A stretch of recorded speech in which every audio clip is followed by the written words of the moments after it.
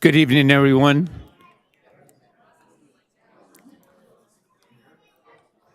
Did that come out? Oh. Good evening, everyone. Welcome. I'm going to call this meeting to order. First, I want to see if we have a closed session report. Yes, we do. Thank you, Mayor and members of the City Council. Tonight, in closed session, the City Council authorized the City Attorney's Office by a vote of 5-0 approving to seek appellate review of the trial court's decision on June 14th, 2023 relating to SB 9 in the matter of Simi Valley et al. Versus the State of California et al., Los Angeles County Superior Court case number 22 STCP 02369. That's all I have. Thanks. Thank you. At this point, I would like to invite Michael to come up to the podium and lead us in the Pledge of Allegiance, please. Yes.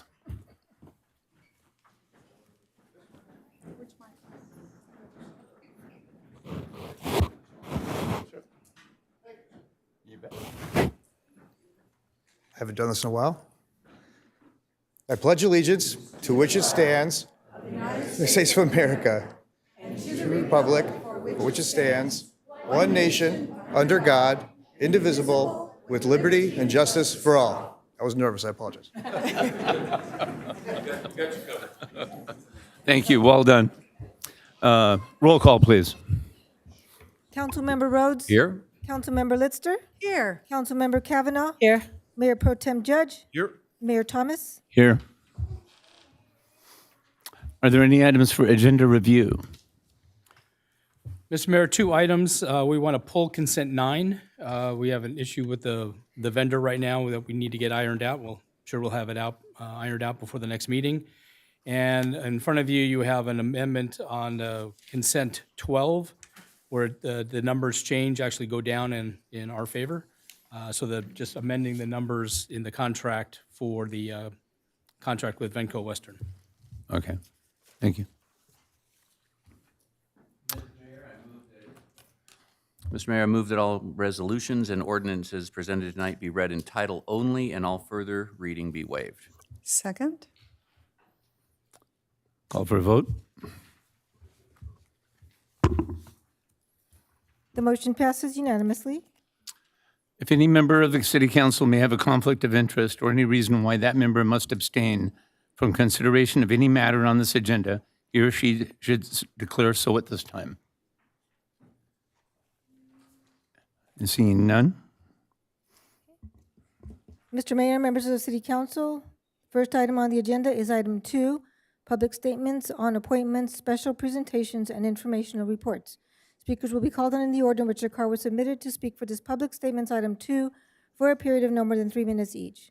Persons addressing the City Council are requested to state their name and community of residence for the record. Mr. Mayor, we do have speaker cards for this item.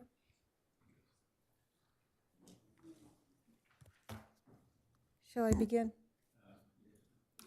Thank you. The first speaker, Joshua Gray.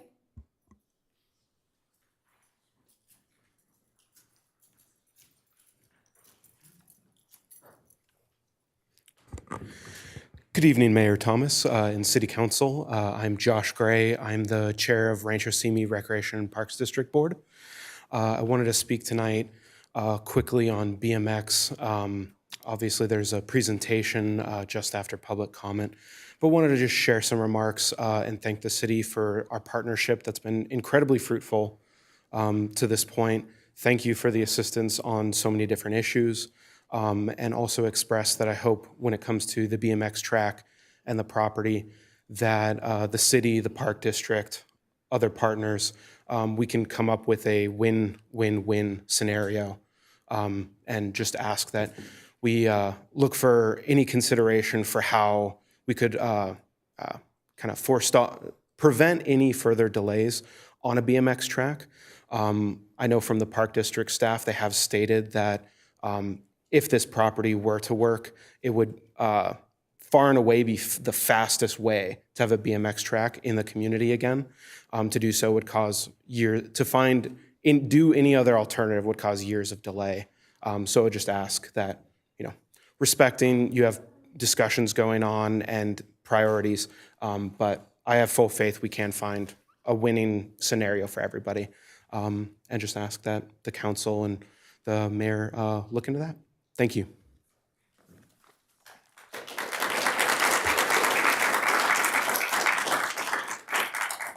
Ed Bell?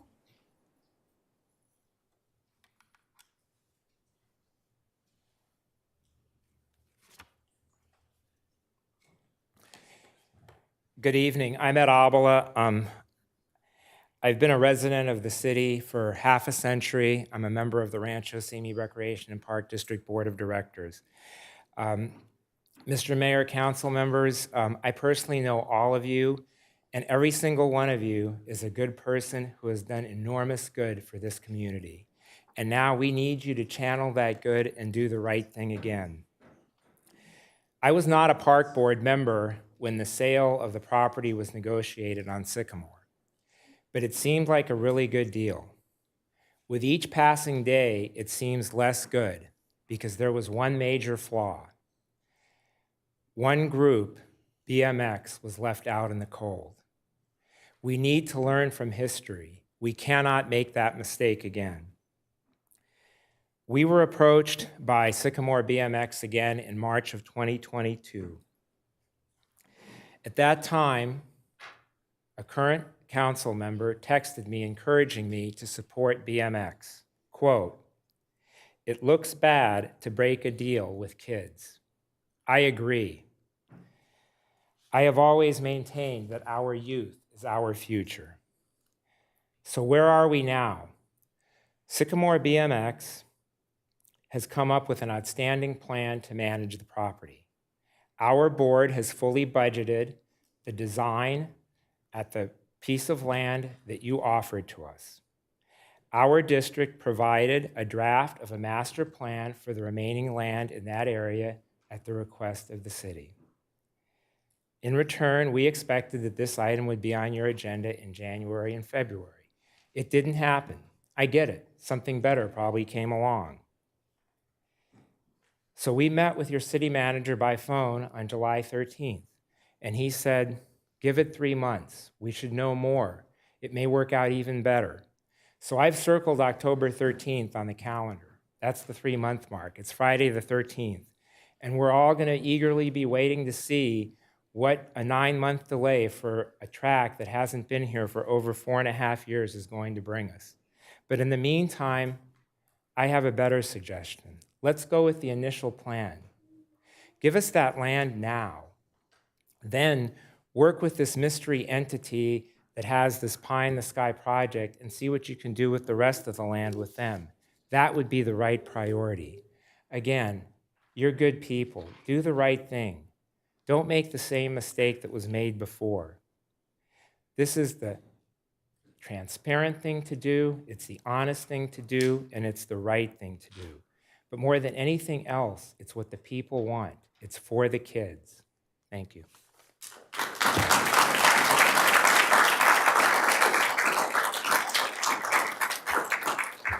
John Lapper?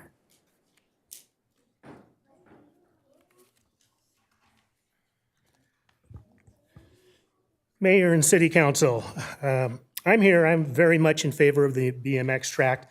In fact, I spent a lot of time sending out information on social media so that those that did support it would show up to encourage the City Council to act on it.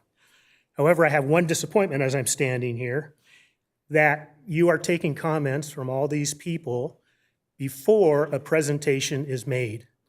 I cannot see any reason to do that, because how are people to comment when I don't know the location, I know no statistics, I know nothing. So that's my disappointment. So I will just say one last thing.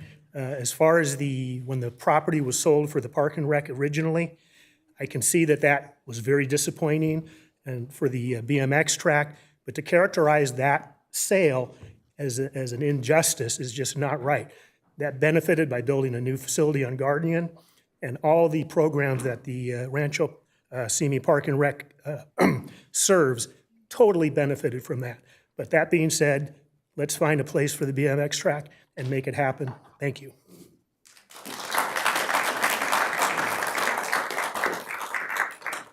Cole Berg.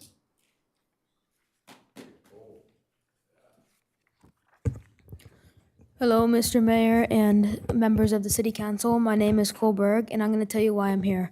I'm here to tell you why BMX means a lot to me. I started BMX at a young age of 4 years old, and I've been racing ever since. Just after 3 months, I moved up to intermediate. In order to be an intermediate, you have to get 10 wins. Most of my first 10 wins were from Sycamore. Sycamore was also the first track I went to. After about 6 months, I became an expert. In order to achieve an expert skill level, you need to get another 20 wins. In fact, I became an expert at Sycamore. Also, I was a beginner, intermediate, and expert all in the same year, which takes a lot of dedication. One of my biggest races was in South Carolina in 2017. At that race, I represented the USA in Sycamore to compete for the world's title. As soon as Sycamore closed, it became much harder for me to ride as much. Ever since then, racing has been challenging because Sycamore was only 15 minutes away, and now the closest track is 45 minutes away. This is why a BMX track in Simi would be so helpful for the BMX community. Thank you all for having us here today.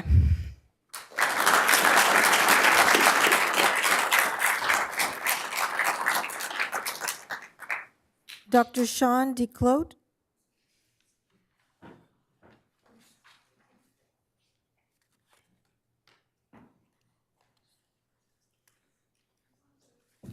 Good evening, Mayor Thomas and the council. I'm coming to talk tonight about BMX. A few of you follow me on social media. A few of you are my friends. You know my family's adventure with BMX. You know we've traveled around the world racing bicycles. What you don't know is I started racing bicycles when I was 10 years old at Sycamore BMX. My youngest started at Sycamore BMX at 2.5. My oldest went on from BMX to be top 10 in the world in cycling and top 3 in the United States in the Paralympics. That was his goal, to go to the Paralympics. These young kids behind us have a future in BMX and a future in cycling, but it also will teach them how to win and lose. And that's an important part of life. And if they don't have the opportunity to perform and race, what are we going to do? We have a huge problem in Simi Valley with drugs. Our kids are turning to drugs because there's nothing to do. And when I pulled up this evening, I saw 3 kids ride their bike right through here, the same spot I used to jump off the steps as a kid when I grew up, here at this library. I wasn't here to get books, I was jumping the steps. These kids rode by. They have nowhere to ride their bikes. There is nothing for kids to do in Simi Valley. Nothing. Hang out at Regal, cause problems, or come stay clean in the dirt and come race bicycles with us. I really, really encourage you guys to think about giving us this property instead of making these poor kids wait. Adults told these kids they would have a track. Those same adults said, well, we don't have a track anymore, we don't have property. And suddenly we had property. We didn't have support from the Park District. Now we have support from the Park District. Now we need your property. And if you don't know anything about USA BMX, they give you the blueprint to be successful as a track operator, to make it for the kids so they can be successful. There's no worry for the city with managing this property. No worry for the Park District for managing this property. These parents and volunteers will run it for you, and also USA BMX will support them in being successful and having a track here in Simi Valley. So I really implore you to do what you can to give these kids this property. They need to race. They need their bikes. They need to be able to, enjoy their friendships. There's kids in here that I've known since they were in diapers, and now they're full-blown adults, engineers, doctors, lawyers. So I encourage you to keep the kids clean in the dirt. Thank you.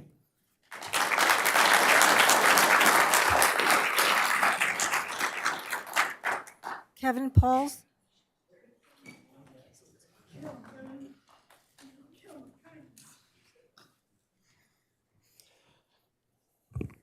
Good evening.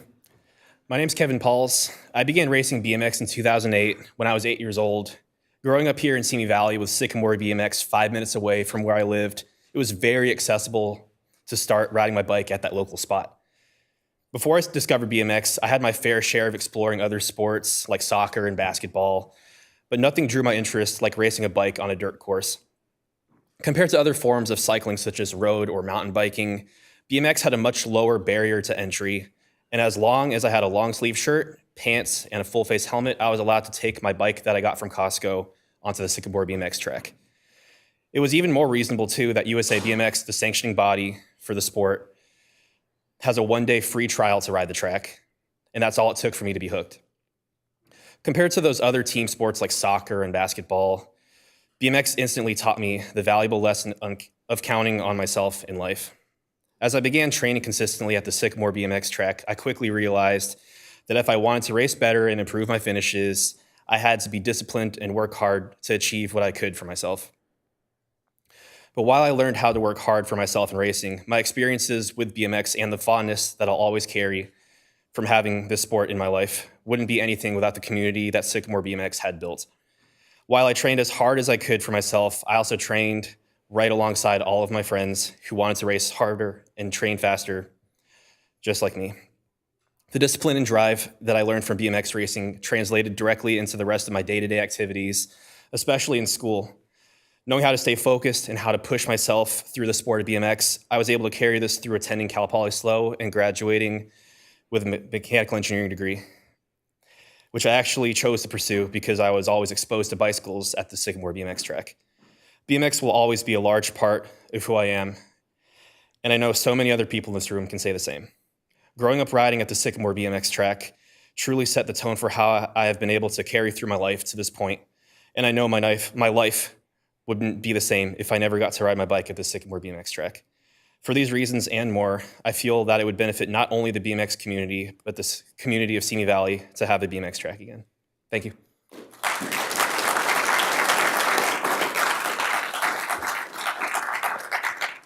Emily Berg.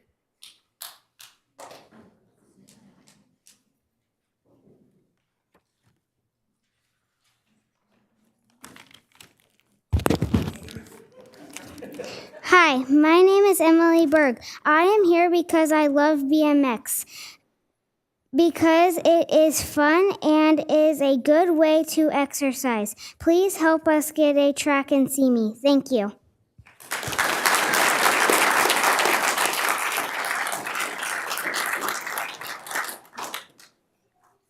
Nate Berg.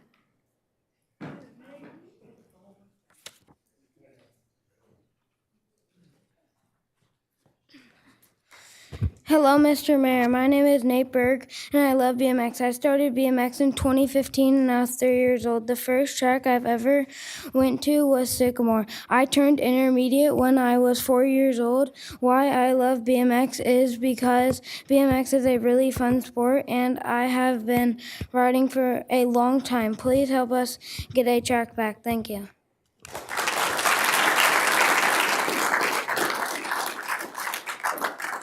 Michael Berg.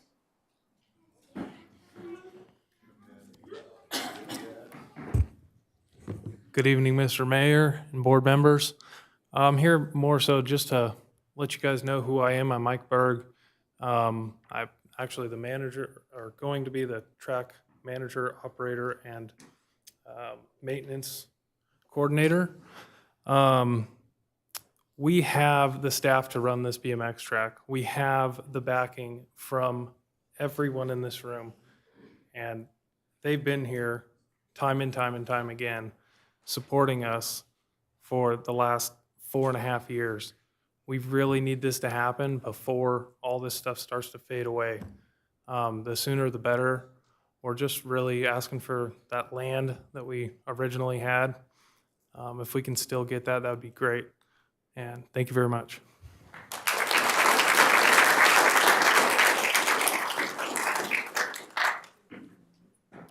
Dylan, is that Kubri?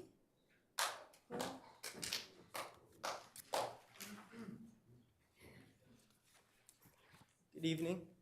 My name is Dylan Curry, and I've been in the sport of BMX since I was 3 years old. When I first started BMX, I barely even knew how to ride a bike. I think I was fresh off of training wheels, and I never went down any big hills. I really just rode around the street in the neighborhood with my dad. And we heard about it through my mom. and there was this track in Camarillo. And when we got there, the only question they asked was, do you know how to ride a bike? That's it. All you need to know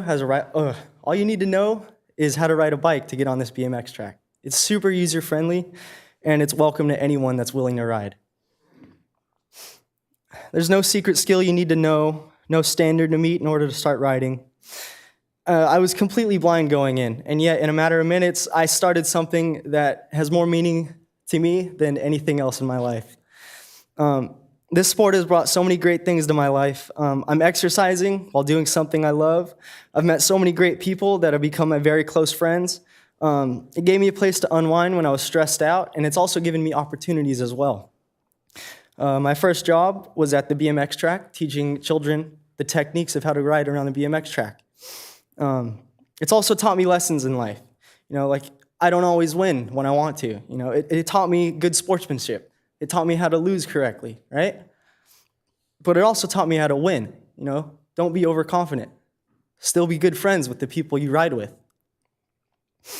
And it's just, another great thing is I have the ability to ride with my dad. What other sport can you do that? I'm on the same team with my dad, and we go everywhere. We get to ride whenever we want, right? It's amazing. There's nothing like it. And I think it would be great to share this experience with everyone else in Simi Valley. In closing, I feel like a track would benefit the kids and adults here in Simi Valley very much. Thank you so much for your time.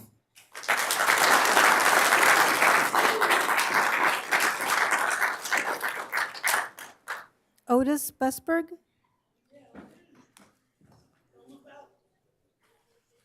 Aloha, Mayor. Aloha, Council. My name is Otis Busberg, and I represent BMX race team and all these people in this room. I've been riding BMX since I was 4 years old, which is my son is now 4, and now I'm 36. This sport has given me opportunity and has really changed my life. It has kept me away from bad choices in life and really showing me a guideline to making good choices. I totally believe that a BMX track here in Simi Valley, again, will benefit the people and the community. When I moved here from Hawaii, when I went to visit my family in Malibu, first thing my dad said is, hey, there's a BMX track in Simi. Not even 15 minutes later, we were in the truck on our way here. My experience there, I met some of the people in this room at that track. This is years ago. Moved away, came back, rode it again. Next thing you know, it was closed down. Broke my heart. I spent a lot of time, a lot of hours in the dirt over there, and I really think it would benefit, again, this community, the people, and yourselves. Maybe you guys come out and watch us, cheer for us. And I think we'd all get along in the end. Thank you for your time.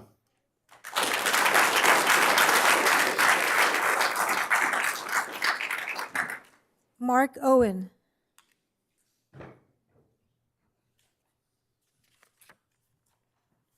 Thank you, Mayor and council members. My story is similar to a lot of people that have already spoke.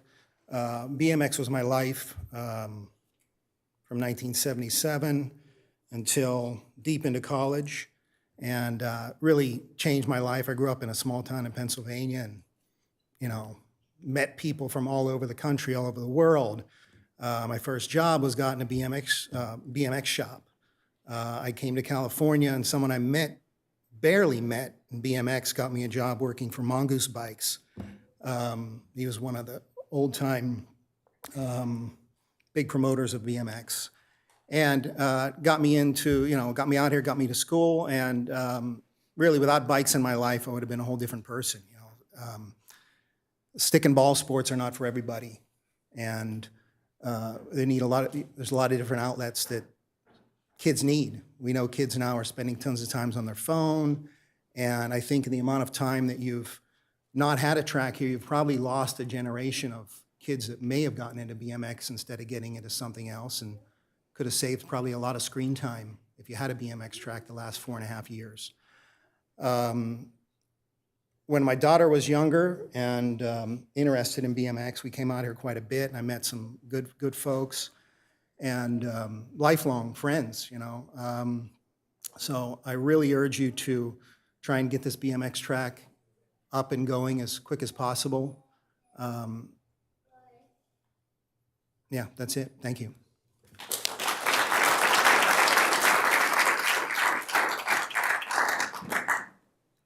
Reed Quinn.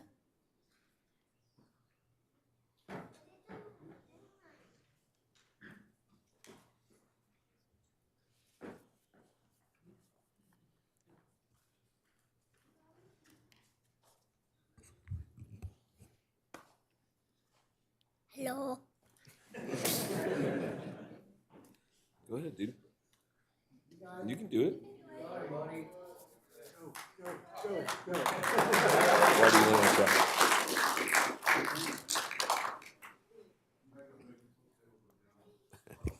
It's all right. My name's Chris Quinn. I'm on the card after him, but my son Reed, son Brooks, BMX kids, BMX dad. I grew up in Simi Valley, lifelong. Moved here when I was 3 in 1983, I think. So, been here a long time. Seen the city go through a lot of stuff, and the track was always a constant. Always somewhere for these kids that couldn't play baseball. These kids that couldn't, stick to the, couldn't afford to go play on the fancy football teams and all that kind of stuff. There was always a spot at the BMX track. You could show up, somebody lend you a bike, somebody give you a helmet, have a good day, And it's, got a whole room full. Sorry, I don't like public speaking, but it's with all these people here are going to be there. Every weekend, whenever the track needs something, we're there to fix it. We're there to keep it together. It's not going to be a burden on the city. People come from all over. We drive the Camarillo. We stop, get food. Do grocery shopping, do whatever I can while these guys are doing their thing. So brings revenue to the town. It's a win-win for everybody. So just hear a case and give us a fair shot. That's all we ask. Appreciate it.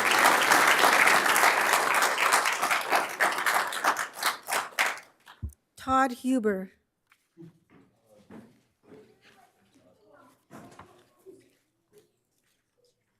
Hey, good evening, Mr. Mayor, City Council. This is my first time here.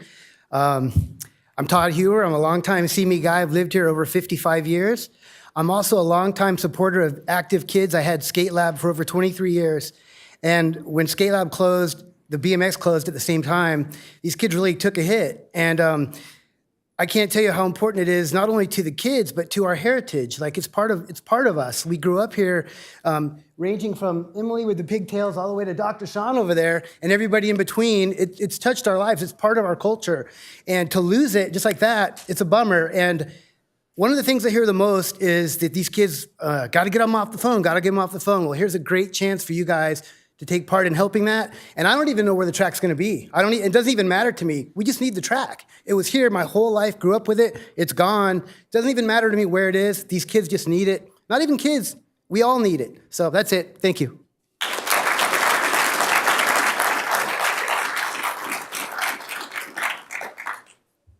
Brian Dennert.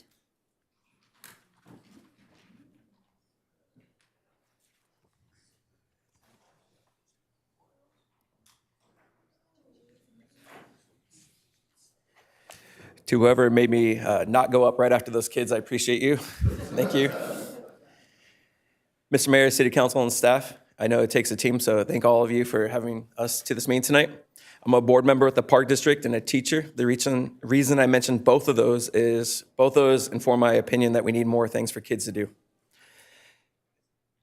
Some of us might not be old enough to remember, but Bobby Fischer, the chess champion, there was an old joke, how do you beat Bobby Fischer? And the answer is you play him at anything but chess. And for our community, we need something that's different than other communities.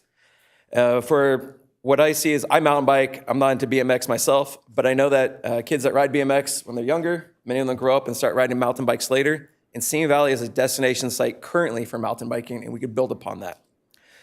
So the plan. It's across the street from Oak Park County Park. And the reason I mention that is there's parking and camping there, and that could build up the use of that park because it's underutilized now. As a park district, we're working with the county to improve that park and add trails so you could get to Alamos Canyon, which is often underused. I've been back there often where I'm the only person on my bike back there. If we do this working together, we can share parking for whatever plans for the other parts of the property you might have, and maybe our plan can help your plan. And why at this location? We have 200 truckloads of dirt that we've already transported there with your permission. And we already have blueprints set up, as we had discussed before, with the location. And a lot of the work has already gone into that. So that would help us out with getting it done. So I have an ask, and here's my specific ask. I have two of them. Include the BMX track as a part of the plan and prioritize letting us build it on this land. And the reason for that is this is our best chance. And the second one is, and I'm optimistic on this, that I know you're going to be wowed by the presentations and the other speakers, but that one council member says, let's get this done. And we'll work out the details later of exactly how and all those details, but that we have that commitment that more than just, it's a good idea, but you want to do this together. And then lastly, why are we here tonight? And by we, I mean not just the community, but the Park District. And the reason for that is not to just put you on the spot, but ask for your help, because in the words of Princess Leia, help us, City Council, you're our best hope to get this done.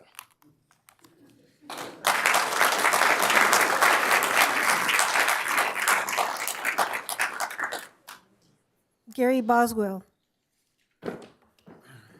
Hi, Mayor and City Council. My name is Gary Boswell. I was born and raised in Simi. I have actually been here since 1964. First time I rode Sycamore BMX, it wasn't even a sanctioned racetrack. They just had local races for fun. It's about 1972. It was just a bunch of dirt mounds, and they weren't actually having real races there. Around 2005, my son Austin and I were racing motocross tracks quite a bit. Motorcycles, not bicycles, give you. And then we discovered a BMX track in Camarillo where we were living. He started racing at that track, and we discovered Sycamore was still around. From 2005 until 2013, we were at the Sycamore track at least 3 times a week. Austin was never interested in soccer. He would sit on the field and pick flowers while everybody else was playing the game. He hated baseball, he hated basketball, he hated football, but absolutely loved BMX racing. We raced all over the country. We ended up ranking in the top 10 and 20 for our age groups during those times. I'll never forget the times we spent driving around, racing, talking about life during his formative years. I'm really proud to say that my son has just graduated from USC with a master's degree in electrical engineering. He works for Boeing and builds boxes that go up into space. I firmly believe that the experience he gained from racing made him who he is today. He learned how to lose gracefully, how to put 110% effort into everything, and be humble when he did win. Some of his closest friends raced BMX, and he's still good friends with them. All of the kids that he raced with are now very successful, upstanding citizens. They're policemen, small business owners, engineers. Some of the kids are not proficient at ball sports, and they need an outlet. BMX is a perfect outlet, and Simi Valley's had a void in that for a few years without having a track here.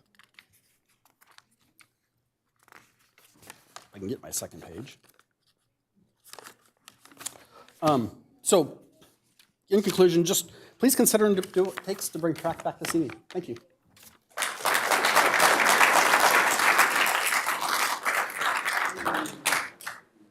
Bill Menere.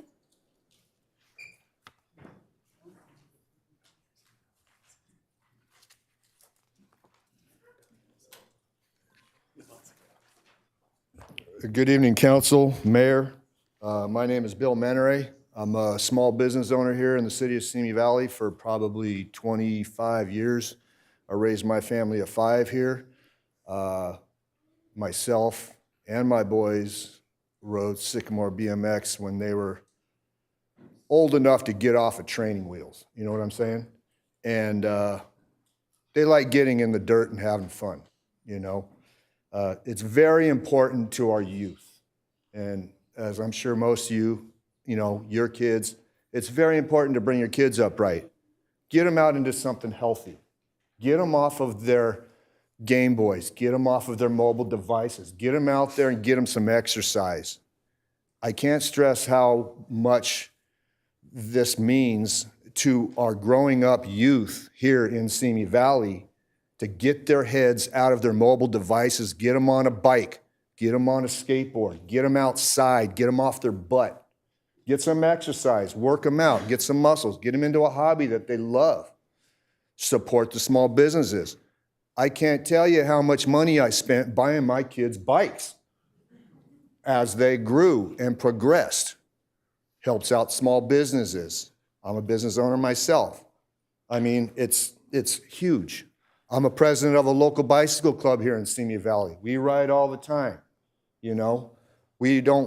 I ride a BMX, actually. I mean, like with Monica, we all ride BMXs, you know, big boy bikes. We get out there and we grind it out. We have fun. We also ride custom bikes. Bicycling is a good activity for our youth and for our adults. It's huge.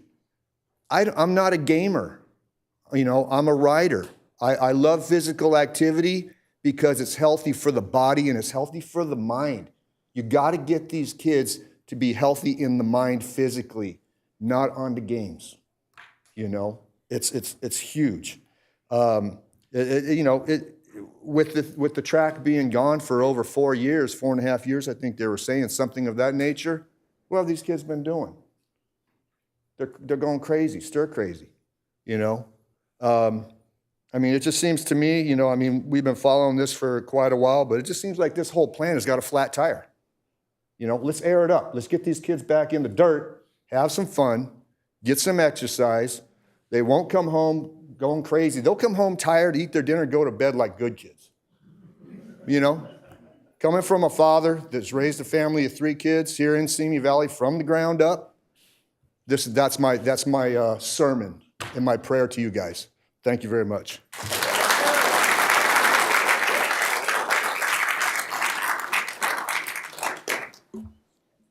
Nicolette Slipik. She's outside my son.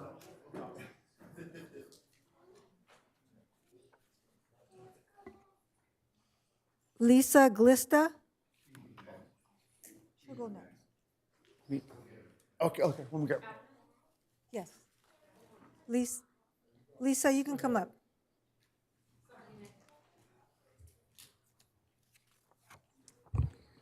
Good evening. My name is Lisa Glista. I'm a community member, a military wife, and a mom. Tonight, I'm here with my son, Caleb, whose passion is BMX. We wanted to share what BMX means to our family and why the Sycamore BMX Raceway would be such a positive addition to the Simi Valley community.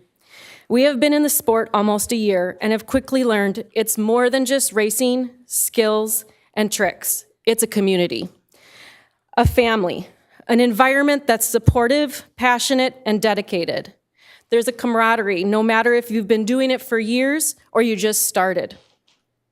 The people in the BMX community pour into one another in the best way possible. There are high fives, there's fist bumps, there's hugs, there's a whole lot of positive vibes. It's a place where people want to be, a family people want to be a part of. It's an all-encompassing sport. No matter your skill level or age, you are welcome. Being a military family, we oftentimes feel isolated. And find it difficult to find our niche. But let me tell you that BMX has made it possible for our family to find our people and our place.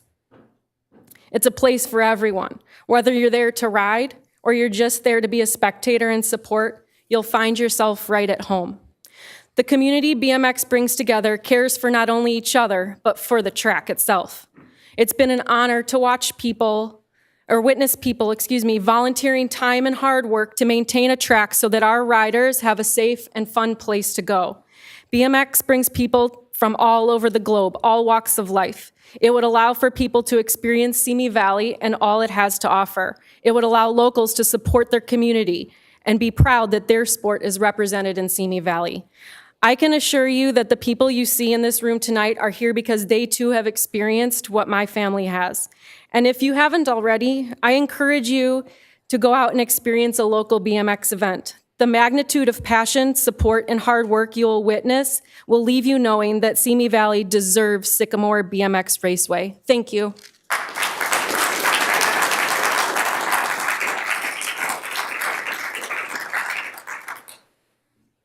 Nicolette?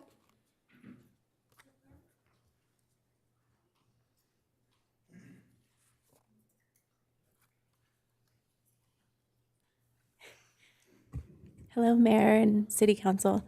Thank you for having us tonight. I want to say we appreciate your time.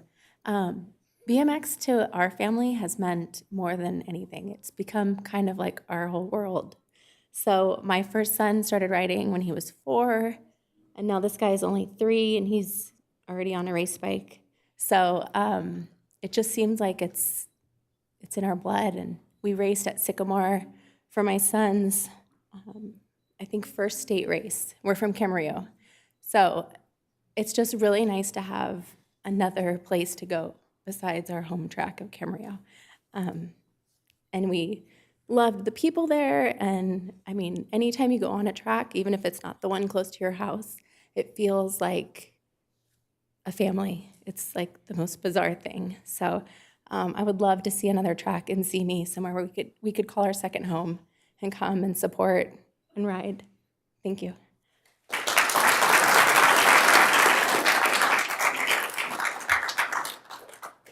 Hank Slippick. Hank? Oh, that was Hank? Oh, okay.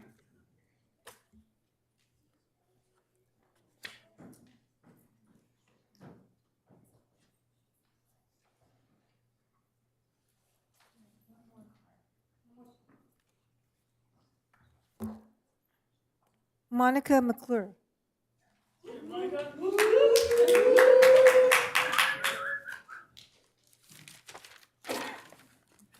Hello, Mayor, City Council members, and staff. My name is Monica McClure. I am the wife of the late Rick the Bike Guy McClure and the owner of the Bike Guy Bicycle Shop here in Simi Valley. My family and I would love to see the BMX track back in Simi.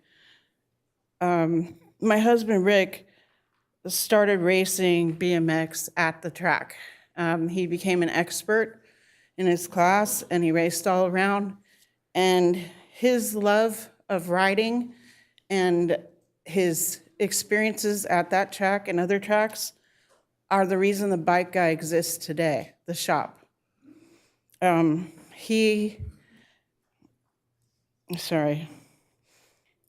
It was his dream to see the track come back. He attended many meetings when he could before he passed away. And I'm going to continue to pursue his dream and hope to bring it to fruition. I myself have many fond memories of watching my sons and other kids and adults race at that track. Even Rick, as a grown adult, he raced in the adult cruiser adult cruiser class. I've seen firsthand how that track benefited many kids and their families. I made a lot of friends there. BMX is alive and well today. The USA BMX has over 70,000 members. They race worldwide. It's an Olympic sport. It's really important that we bring it back to Simi Valley. It brings revenue to the city, it brings tourism to the city, and it helps to support small business. And I know firsthand what happens to kids when they don't have enough to do. We don't have enough for our kids and even young adults here in Simi Valley. So bring it back, let's see it happen. And that's all I have to say. Thank you very much for your time.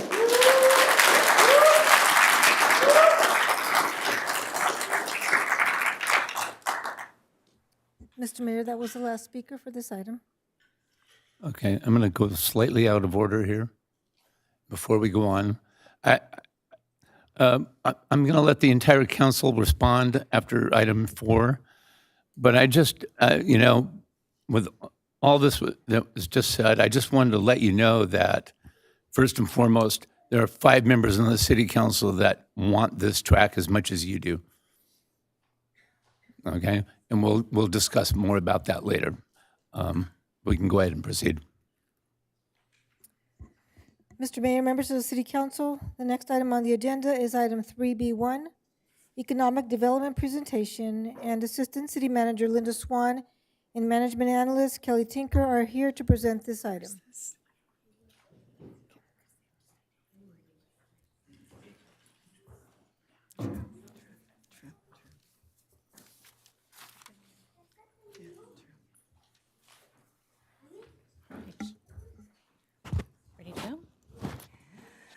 Good evening, Mayor Thomas and City Council. This evening, management analyst Kelly Tinker and I will be sharing some key economic indicators which continue to show a robust economy and business resiliency in our local community. Although consumers do feel the inflation pinch, the booming labor market continues to translate into wages and spending, which we will see in the next few slides. So let's start with sales tax. Here's a snapshot of multiple quarters spanning from quarter 4 20 to quarter 4 22. Quarter 4 represents October through December time span, the most current data on hand. Consumer spending for quarter 4 22 remains strong. Inflation continues to drive up cost of goods and services and also serves as a factor in increased sales tax revenue along with holiday shopping purchases. On aggregate, total consumption proves resilient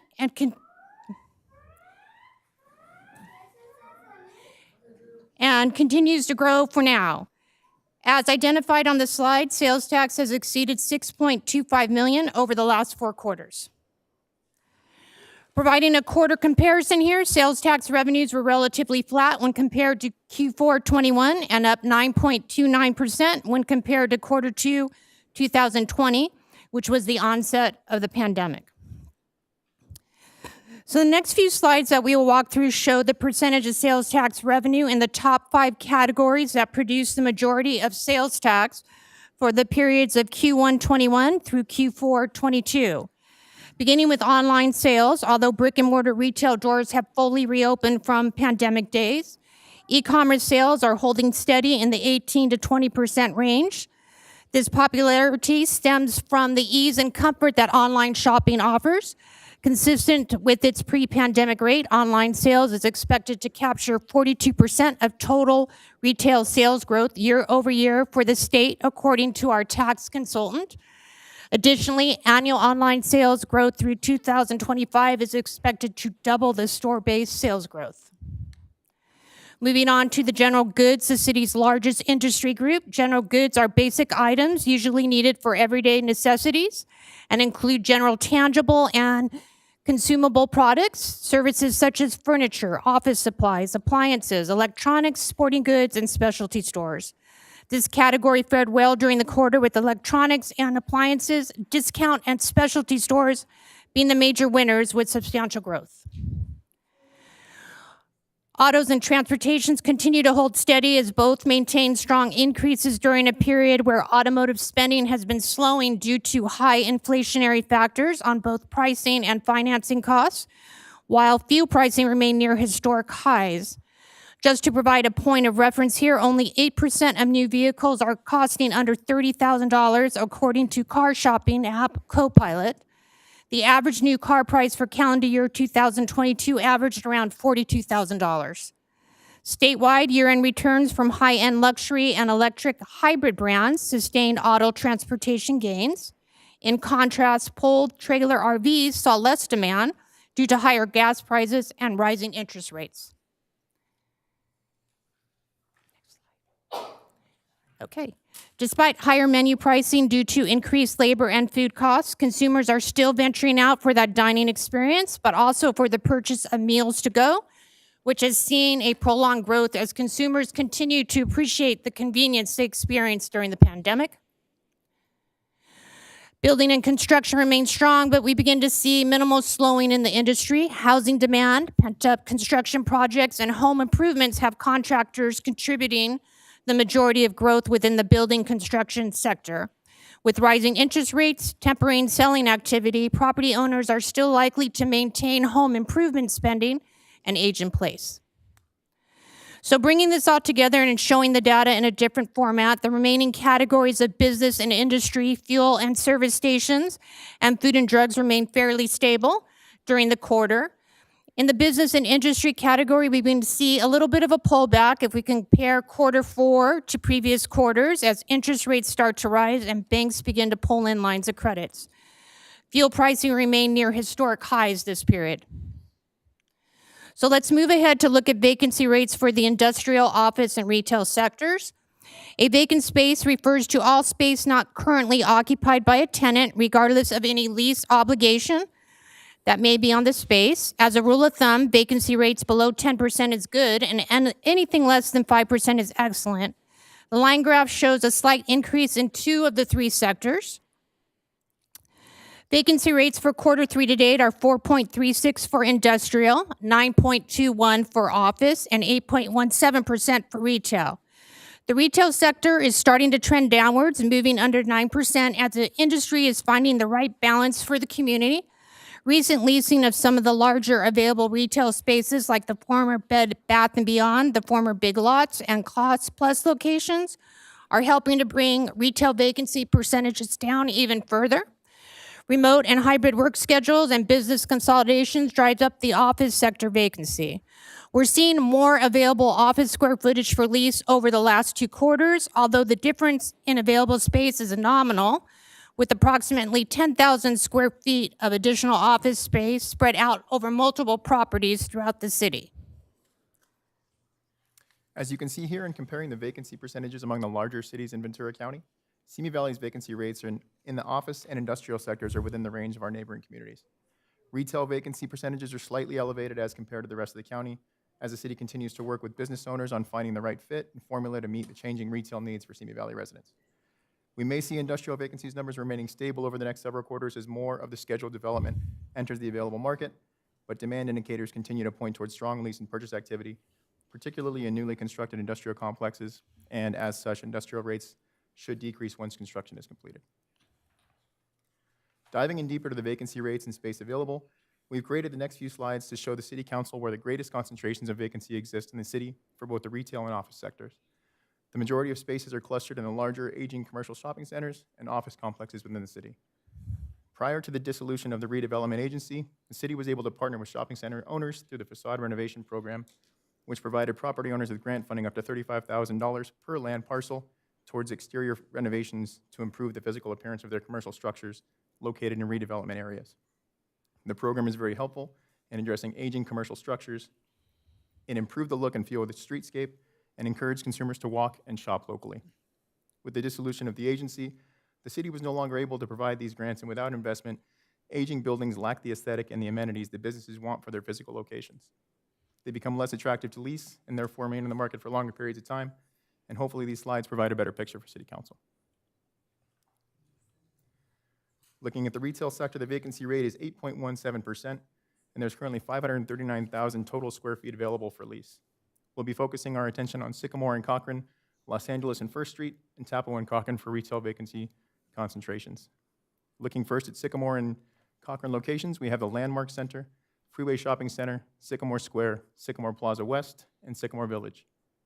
These shopping centers are located east and west of Sycamore, as well as north and south of Cochran, all within this highlighted circle on the map. These centers comprise a total of 171 retail spaces with a total of 831,000 square feet of retail space. Of that square footage, there is 90,000 square feet currently available for lease in these centers, divided up between 12 total properties, 23 total spaces.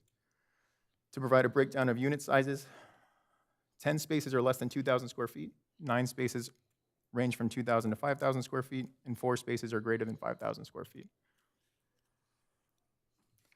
Shifting our attention over to the area located along First Street and Los Angeles Avenue, we see a larger percentage of vacancies in the Mountain Gate Plaza, Simi Valley Plaza, Woodlands Plaza, and the LA Plaza.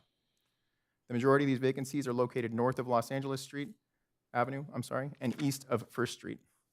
There's 724,000 total square feet of retail space within that area circle on the map, and of this, 135,000 square feet are available for lease. This consists of 11 different properties and 26 total spaces, and of those, the breakdown for available square footage is 11 spaces that are less than 2,000 square feet, 9 spaces that are 2,000 to 5,000 square feet, and 6 spaces that are greater than 5,000 square feet. The vacant movie theater location is included within these available spaces as well. That's a total of 37,000 square feet. That's on the far right side of that circle. The final retail slide is in the area of Tapo and Cochran Street and consists of the Santa Susana Plaza, the Tapo Oak Shopping Center, and Century Square. The majority of these vacancies are located west of Tapo Street and south of Cochran. There are 429,000 total square feet of retail space in the circle on that aerial. And of this total, 31,500 square feet are available for lease. Consists of 7 different properties, 15 total spaces, and the breakdown of available square footage is 11 spaces less than 2,000 square feet, 3 spaces that range from 2,000 to 5,000, and 1 space that's greater than 5,000 square feet.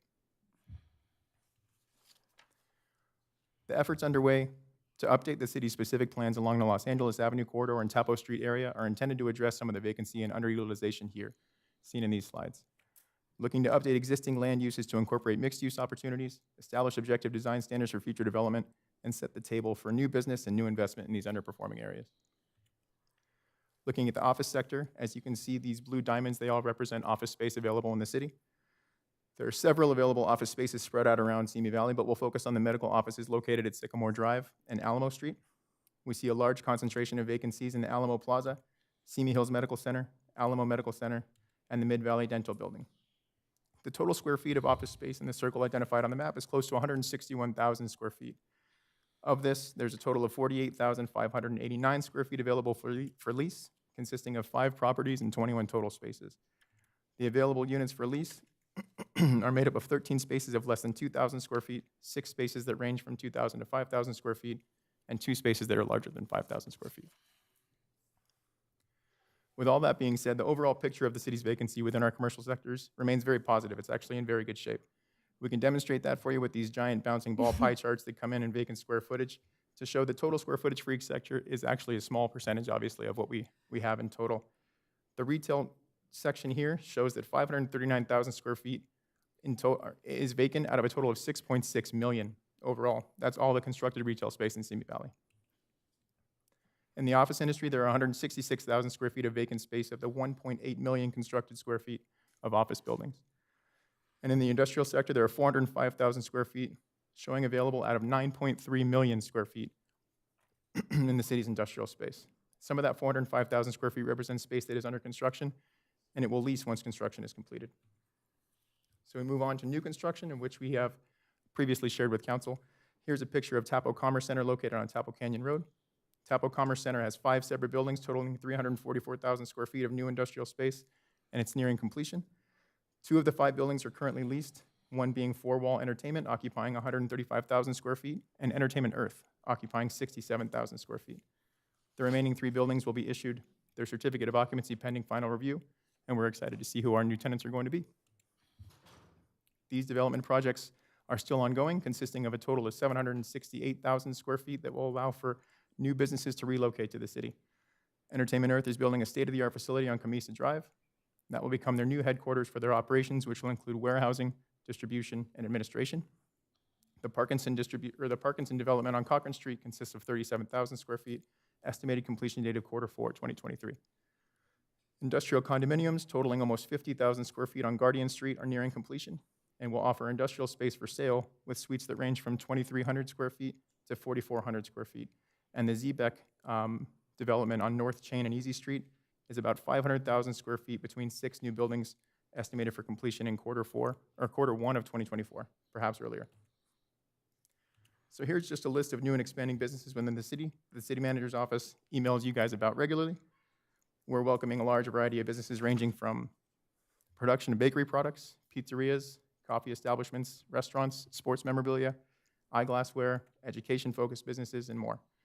One of the city's established businesses, APA Industries, is undergoing a tenant improvement and is expanding their existing location. The Chamber continues to celebrate and welcome local businesses with ribbon-cutting events for their members. This slide highlights a few of the events that council may have attended during the past few months. Moving on to unemployment data. For Q1 2023, the city had an unemployment rate of 3.57%, with our neighboring cities in Ventura County seeing similar unemployment numbers as well. Oxnard trends the highest in Q1 of 23 as it's the largest city in the county with 207,000 people. As a whole, the city's unemployment rate has been remaining fairly stable, hovering in the 3% range for the past few quarters. LA County's unemployment rate for Q1 of 23 was 4.9%, compared to Ventura County's 4.13% and the state's 4.73%. So this graph here shows the comparison of the city's average employment shown against the unemployment rates for the previous 2-year period. The orange bar graph identifies the number of jobs held by Simi Valley residents for the quarter, and the blue line identifies the corresponding unemployment rates. We can see both employers and employees recover from the disruptions of the shutdowns affiliated with the COVID-19 pandemic, looking back to Q1 of '21, when brick and mortar retail and restaurants began to reopen their doors to the public, and the steady gains that would follow through Q1 of '23. In Q1 of '23, Employment Development Department reports approximately 64,500 jobs being filled by individuals living in the city, with an unemployment rate of 3.57%. Employment figures are moving closer to the pre-COVID levels, when average employment consisted of 65,433 jobs, dating back to Q1 of 2020.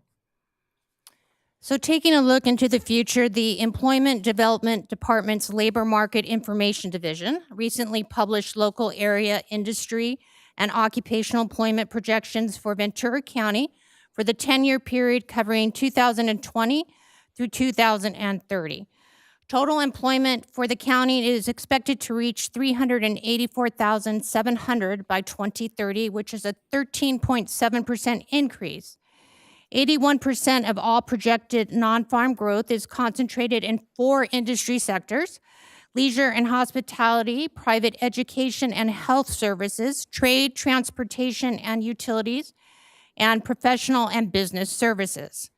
Staff found this slide relative as the city is well positioned to welcome some of this growth in these industries, as well as accommodate businesses looking to relocate from the LA area, as several of the upcoming development projects complete construction and as we roll out our citywide economic development plan.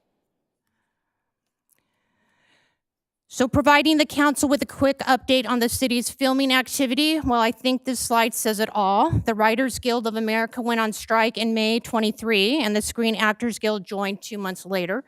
This has resulted in film activity coming to a near halt in the city, with a few independent film permits being issued over the last 2 months. We do hope that this gets resolved soon so we can get people back to work and resume filming in the city.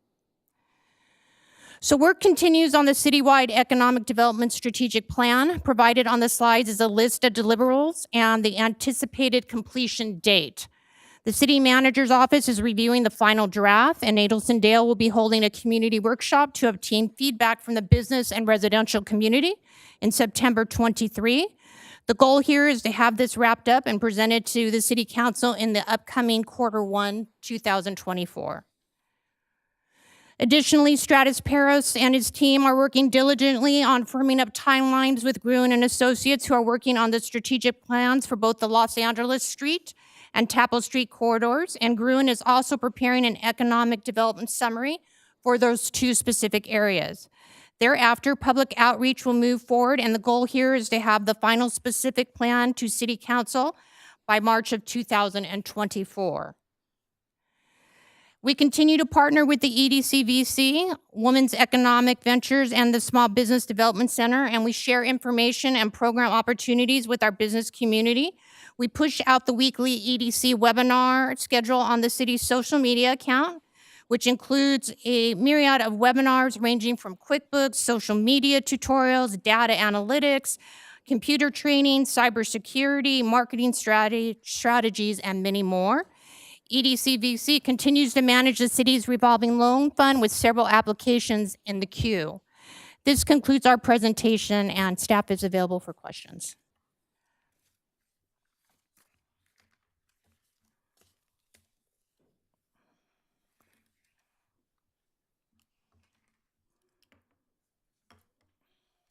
Councilmember Rhodes. Thank you, guys, for the report. It's good to see financial health. There was one question that I had from a slide back in the beginning about sales tax revenues. And I am not sure how internet sales tax revenues are tracked. And if there is a way, if things are going to online sales and we're not capturing all of the sales tax from online sales, does that threaten our sales tax revenue? And then the follow-up then is, can we attract like an Amazon fulfillment center where the actual sales would get tracked within the city? I'll field that one. Yeah. To attract a fulfillment center like what Oxnard has, as you see along the 101 freeway, we don't have room to put over 1 million square feet of one building. So the likelihood of that happening is fairly slim. That being said, Amazon has different concepts that they're working with right now that may become fulfillment centers on a smaller scale, and there is discussion about perhaps one of those happening in our community. Do we capture all the internet sales? No. The state of California has made several deals with Amazon and other retailers to change how the law distributes internet sales and sales tax revenue from internet sales. Most of internet sale transactions that happen in the city are going into a county pool, and we get a percentage of that pool. The percentage of the pool is based upon the amount of sales tax that happens at brick and mortar stores in Simi Valley. So the more we shop in our stores here, increases the percentage that we get of the county pool, which is where the internet sales go. Now, that being said also, and we more than happy to provide you a little bit more documentation, there are some internet transactions where we get 100% of the sales tax, of our share of the sales tax. Most of that is business to business, and some of that is with the transaction actually happens here in Simi Valley as opposed to another location. So do we get it all? No, we get a share of it.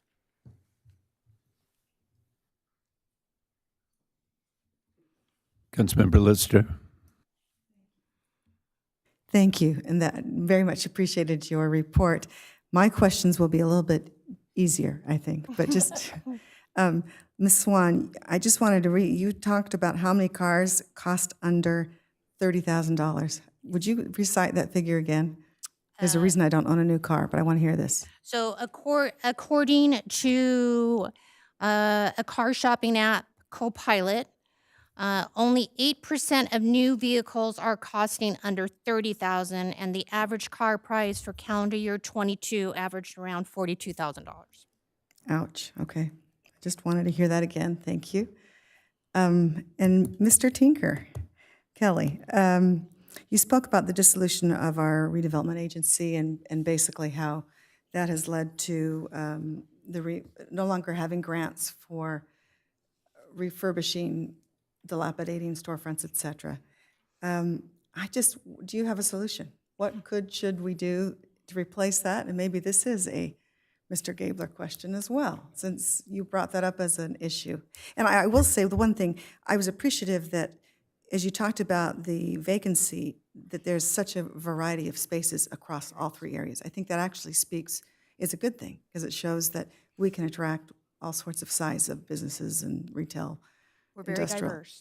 So that I appreciate hearing that. But back to the question, is there a solution or a recommendation replacement?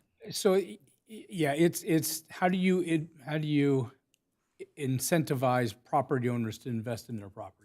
And there's a number of properties in town that you can look at them and go, they haven't been touched in 20 years. Right. So the question is, how do you incentivize those property owners? It has to be monetized. How do you create additional gross leasable area for those property owners to increase their revenue? How do you monetize the, quite frankly, a paint job that alone could attract new tenants because they would be more interested in coming to a center that looks like it's been actually maintained as opposed to one that's been sitting for a while. So we're working with planning. I think the Envision study will look at Tapo Street and Los Angeles Avenue as kind of a model of trying to incentivize property owners in various different ways, including changing the land use as well on some properties that we could introduce into the area to create more foot traffic or more traffic into the location as well. But it's really kind of creating those incentives to a property owner to invest in their property. Perhaps we've had conversations internally of reducing the parking standards for retail centers. Right now it's 4 per 1,000. Does it really need to be 4 per 1,000 when we really design those to be parked for 6 weeks out of the year during the holiday season? If we reduce the parking ratio, that allows for potentially additional buildings to be built in the parking lot, which is now leasable space for a property owner. It's things like that that we're taking a look at internally that we can bring forward. Okay. Thank you. Thank you both. Councilmember Kavanaugh. Thank you, Mr. Mayor. Great presentation, you guys, as always. You gave a lot of information, and I'll be honest, this is the best audience. You've quiet out there the entire time, so that was very good. So compliments to you. I did just want to reinforce, thank you for bringing up the EDC. That's for those of you who don't know, I'm the chair of the EDC this year, so it's kind of one of my favorite things to work on right now. And it's so underutilized here in East County, Thousand Oaks and Simi Valley. We have loans available, all those free webinars that Linda Swan was talking about. It's a great thing for the business owners. I actually got my hairdresser, she's signing up for the QuickBooks webinar. Great. So, you never just start talking about it, but thank you for concentrating on that and sharing that. So, and we do have an award-winning economic development collaborative here in Ventura County, not for me, but the people that work there. So thank you. Councilmember Judge. Thank you, Mr. Mayor. I just wanted to thank Ms. Swan and Mr. Kelly for the report. It's a great report. If you're a business owner in Simi Valley and you're not a member of the Chamber of Commerce, you better think about joining, because Linda gives a similar but a cut-down version of this report at every chamber breakfast. And it's always, right now, we're in a great place. The city's doing well. We got a lot of businesses coming in. So if you're ever wondering what's going on, contact the chamber. They can let you know. And thank you again for that report. It was great. I guess my only thought is, the industrial space and all this new industrial space we have in construction right now is what I'm most excited about, because those really are going to bring, jobs and, economy to our city. Thank you very much. Mr. Mayor, members of the City Council, next on the agenda is item 3C1, informational presentation by BMX Raceway, and Nicole Berg is here to present this item.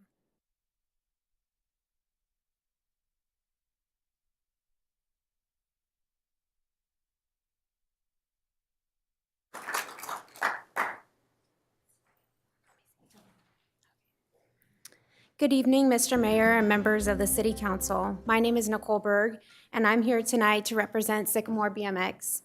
I would like to thank you for the opportunity to be here to present our business and operating strategy.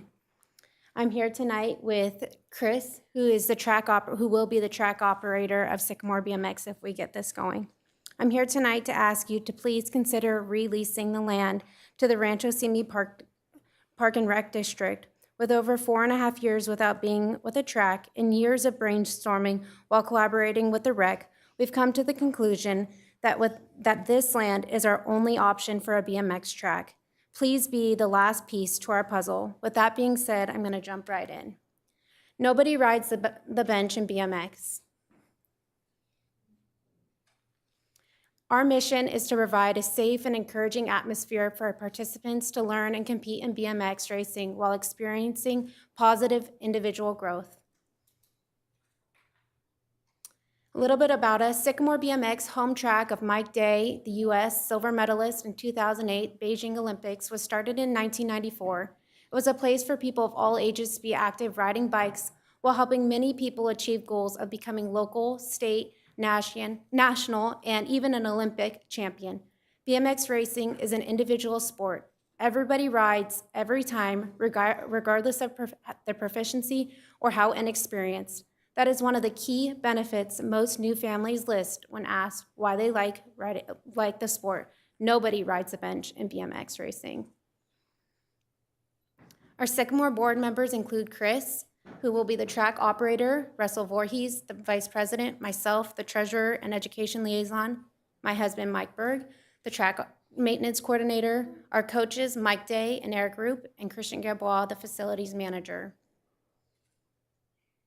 Our business plan. Our goal is to work with the rec, the city of Simi Valley, and USA BMX to rebuild a BMX track for our local Simi children and residents to use. This will promote an active and healthy lifestyle through physical fitness and nutritional education. It will reinforce the importance of the STEM program, introduce new youth participants to BMX in a safe, positive, and fun environment. It will also increase the awareness of the sport. It will assist students and educators in the pursuit of educational opportunities. With the USA BMX Foundation, they offer a few different programs, including the Read to Ride program. This is available that we'd like to get into the local schools and libraries. It will help encourage and motivate and inspire youth to continue their reading skills during non-school hours, such as the summertime. They will get a bike and helmet to the overall reader. It's a great program. Another USA BMX Foundation program is a track modeling program geared towards fourth graders. It's over a span of a week. On day one, they review images of tracks, create sketches. They even Skype with an elite level pro BMX rider. On day two, they'll form teams, design a track. And on day three, they'll come and take a field trip to the BMX track. On day 4 and 5, they finish up building their BMX track. The USA Foundation also offers a STEM program. This is based on students' grades 3 through 5. It's an 8-week curriculum, and we thought it would be a great place to implement in our summer camps and our programs at our track. Lastly, they offer motivational speaking in schools where an elite pro BMX rider will come and spread their messages of inspirations to the students. This includes world champions, Olympic medalists, future Olympic hopefuls, and retired legends. These messages are inspiring and promote perseverance. Our business strategy. We'd like to have a partnership with the REC to provide a BMX racing league on their behalf. We'd like to have 2 to 4 leagues per year. The partnership, we would also like at the same time to have a partnership with the local school districts to implement these programs that I spoke about, the STEM program, Read to Ride, track modeling. Also, we'd like to offer a racing schedule 3 times per week, have open practice, coaching, and a concession stand.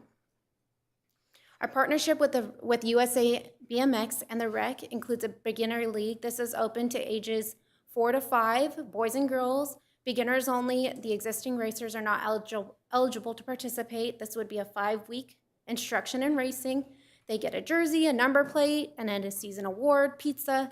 This is for fun. It's to develop bike handling skills and quality family time and making new friends.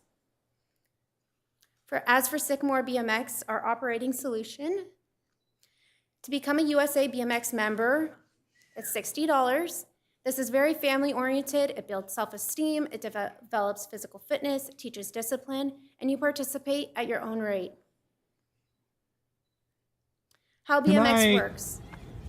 What happened, Nate? So you start out as a novice, and after You 10 won, and what wins, you happened? become an intermediate. What else happened? And after 20 more, you become an expert. You turned intermediate As for tonight, didn't you? girls, And you got a they great race big 10, trophy. And then they Emily's become got it. intermediate, and then they do 10 more wins, and they become expert. What kind of bikes can go on a dirt BMX track?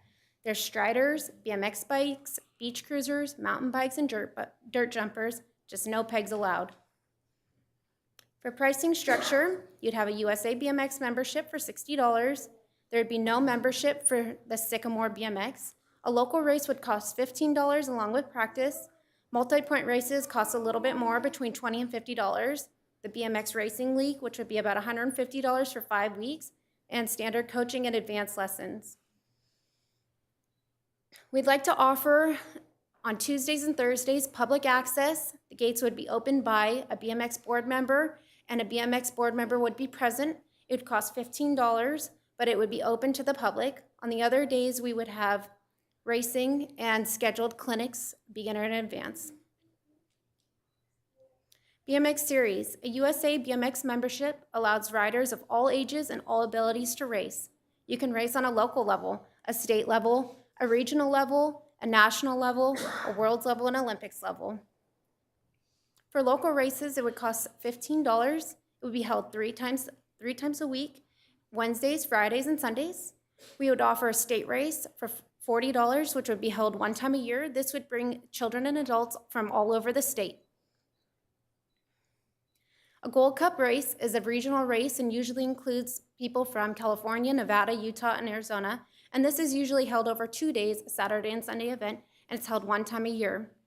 There's also national races, which would span all the way across the United States, and this is also an Olympic qualifier.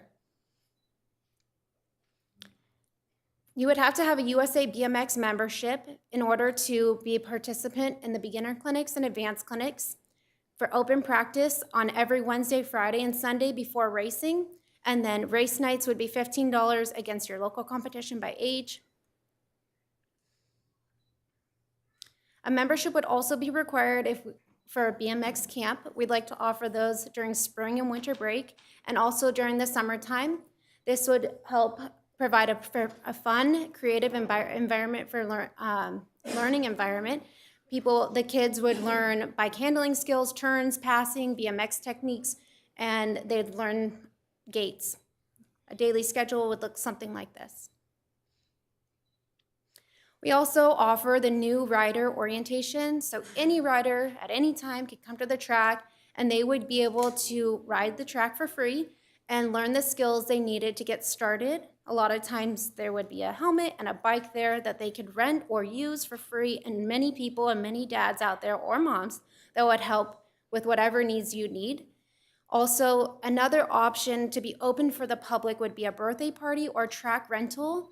A track operator would be present and waivers would have to be signed, but this gives the opportunity if you didn't have USA BMX membership in order to use the track. There's many volunteer opportunities not only for the youth but also for adults. You can use these hours to help invest in your future. There's youth opportunities such as track maintenance and scorekeeping and snack shop that really will help have pride in your track and also lifelong skills that you'll need to go throughout your daily business. Our growth strategy. We'd like to have community involvement, sponsorship opportunities, donations, a positive social media presence, apprenticeship and work experience. For community involvement, we'll work with the rec, local schools, libraries, bike shops, and other businesses. We would like to connect our youth to the community of Simi Valley. We would come up with a predetermined marketing calendar for promotional events, choose parades, fairs, event booths ahead of time, and order all the materials for those events from USA BMX at least 60 days before each event. For sponsorship opportunities, we'd like to implement the Sapwe Bike Park sponsorship opportunity. They have different tiers, and with each tier, you get different, you can have different things that you would get from it. For donations, we also set up a GoFundMe account. We haven't made this public yet, but if the track were to move forward, we would put this up, so any donations would go towards helping build the track or whatever else we need it for. And most of all, we'd like to say thank you for your time, thank you for your consideration. You know, we look forward to continuing to work and collaborate with your staff to provide the community of Simi Valley with a program for children who are not otherwise involved with sporting programs. Although many participants are athletic, outgoing individuals, the positive and self-progressing atmosphere of a BMX track lends itself to all walks of life, including children who have trouble fitting in at school, children with attention disorders, and children of all levels of the autism spectrum. Nobody rides the bench in BMX. If you guys have any questions, we're here to help.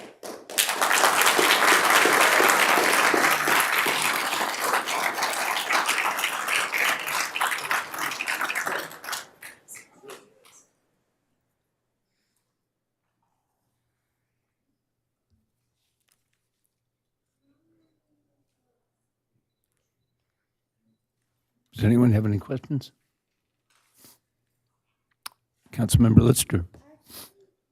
I actually don't have any questions. It was just a wonderful presentation, and I think we've all been educated and appreciated, and I concur with what Mayor Thomas said initially. We are all in here in favor of BMX and supportive of your efforts. So I just want to make that very clear. The fact that we're not asking questions is not that we're not interested. It's just that you've been very thorough, and we certainly understand the passion. And I think we all want to make comments, I suspect. So whenever you feel it's appropriate, in whatever order. No? Well, thank you for your presentation. Thank you.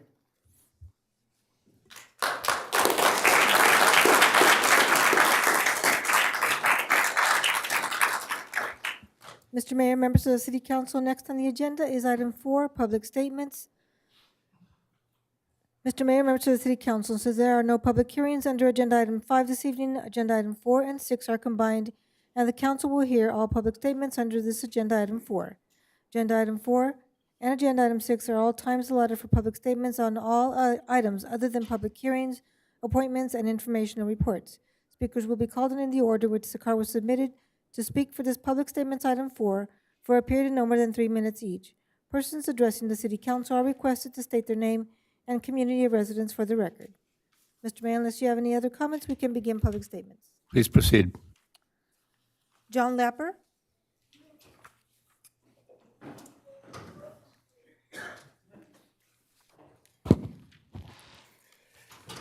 Mayor and City Council, I hope you'll forgive my voice and eyesight issues. I just want to wrap up some stuff on the cargo containers that was approved a couple weeks ago. Let me first thank Councilman Litster and Kavanaugh for listening to and respecting the vote and concerns of the neighborhood councils and residents who spoke. For Mayor Thomas, Mayor Pro Tem Judge, and especially Councilman Rocky Rhodes for ignoring his District 4 neighborhood council, which unanimously voted against the cargo containers in residential yards. To ignore one's constituents is not a good look, Rocky. To not inquire or respect 49 cargo complaints was not right. Unfortunately, I was denied access on my still active public information request for the 26 cargo container complaints that were denied for not disclosing because they're still active. I think that was a weak argument, and it was very valid to know what's going on. For Mike Judge and Rocky Rhodes to make it about property rights and ignore the property rights of the neighbors for a change in code regulations was an injustice. And in my viewpoint, this was done to accommodate a few residents with influence over Judge, Rhodes, and Thomas. It was obvious from the complaints I saw, illegal backyard cargo containers tended to accumulate tall weeds and a collection of trash and perhaps hazardous conditions. My hope is for the City Council to involve and listen to the neighborhood councils moving forward, especially on key issues like Mike Judge's RV proposal to allow residential front yards to be turned into 75% parking lots, and especially the BMX track, which is a great presentation, and I sincerely hope that the council does their due diligence, because it would really be nice for Simi Valley for once to have an attraction that brings people from the outside. That's all. Thank you very much.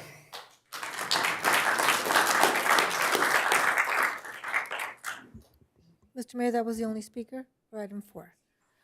Mr. Mayor, members of the City Council, next on the agenda is item 4A, City Council comments regarding public statements. Okay, we're going to start with Councilmember Rhodes. Thank you, Mr. Mayor. I'm disappointed that not all members of the community join in and attending neighborhood council sessions. And I had the great opportunity the day after the vote to address the neighborhood council for which I'm a liaison representative. And we had a great conversation about containers in backyards, and we also had a great conversation about the HOAs and their ability to enact further restrictions. So it's unfortunate that more members of the community don't attend those sessions. Also, I will be asking the city attorney at another time about accusations leveled against city council people from members of the public, just to make sure that those things are appropriate and dealt with appropriately.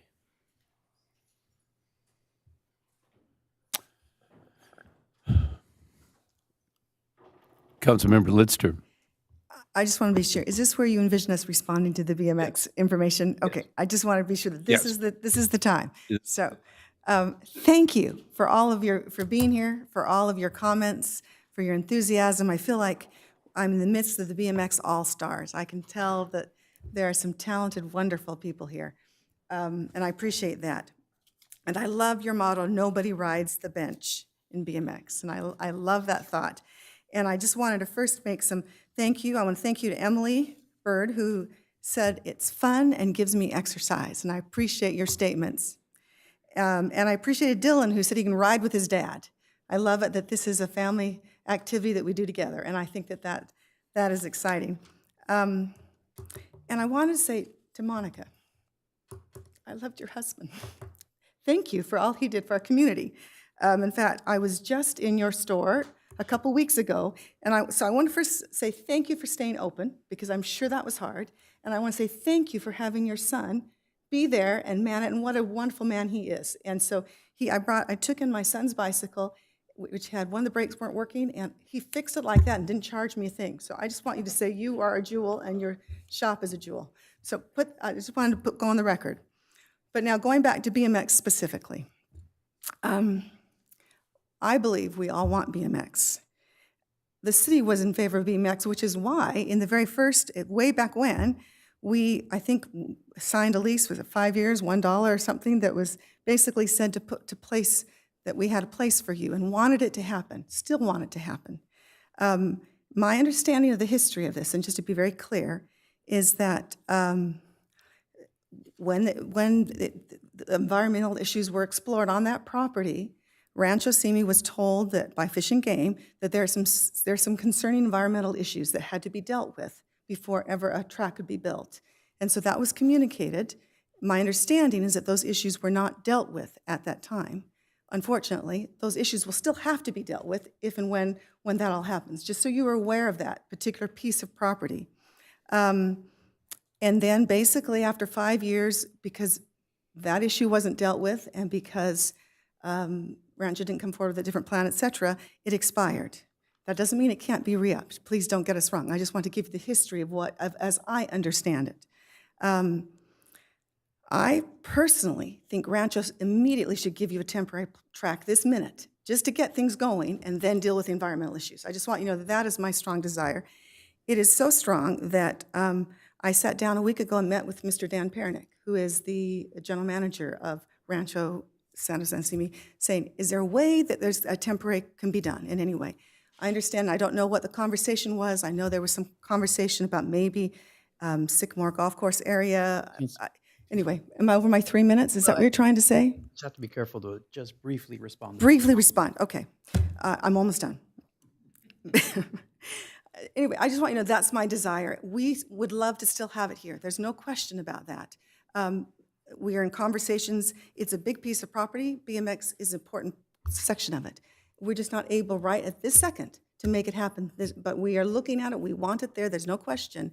We're hoping even that we might be talking to someone who will help make it all happen right now. But I want it to be very clear that we are in favor. It will be back. I would love it if Rancho could possibly make something happen immediately, just temporarily, while we work out this issue with this piece of property. So is that enough? Is that too long? Okay, but thank you. We love you, appreciate what you're doing, and keep doing it. All right, I'm going to kick back to Councilmember Rhodes because I think you wanted to comment on BMX. Thank you, Mr. Mayor. And yeah, my comment was we just got a great lesson in civic responsibility. I want to thank everybody that came out to talk, especially the youngsters. You come before City Council, you make compelling arguments, you state your piece, and you look for a way to get what you want from the city. And that's brilliant. That's awesome. I'm really super proud of all of you youngsters that spoke. And for the adults, absolutely, we heard you. And I heard a lot of people making a compelling argument that BMX is good for the community of the young people and so on. 100% agree with you on that, and there's no question that the benefits outweigh the obstacles to getting this done. So we're going to find a way to make this happen. But there are considerations that we are working on and we have to work through. And so just to end, I would say that there are some serious questions that Dr. Sean actually started on with his history of what had transitioned, and we should be asking, why is the track gone in the first place? Who has control of the destiny of a BMX track? What happened in those 3 years when or more that the lease was in place? And ultimately, we are going to, at the advice of Mr. Dennert, that we are going to work together. We are going to figure this out and make this happen. And I hope that got at least one of your requests done. Okay, thanks. Councilmember Kavanaugh. Thank you. I don't know whether this is good or bad, but as the only person in the room that was on the board of Rancho Simi Recreation and Park District when the property was sold. I'm sorry, the BMX track is no longer there. But at that point in time, the decision was made, and it was a good financial decision for the Park District. But I also know promises were made to replace that BMX track. And I know sometimes the budget got in the way, sometimes other things got in the way, but we will make it happen. We have to make it happen. I have friends that used to ride there all the time. I didn't personally because I probably would have broke a leg or something, but it's a wonderful family event. And those are the things that count. I come from a softball family, so I know what it's like when your family is together and you're able to go and do things and go to other places and ride and compete. It's a wonderful thing, and it's great for kids. I have 2 grandsons. Hopefully, maybe one of them will be riding there. One of them needs to get his energy worked out. So as you're describing this stuff, I'm thinking this is perfect for him. So it is something that it will happen. Again, like everyone has been saying, all 5 of us want you to have a BMX track. We will do our utmost to get it done. You do have a great support from the Park District's board now. And so working together, we can get stuff done. Dr. Sean, I like your saying too, stay clean in the dirt or get clean in the dirt.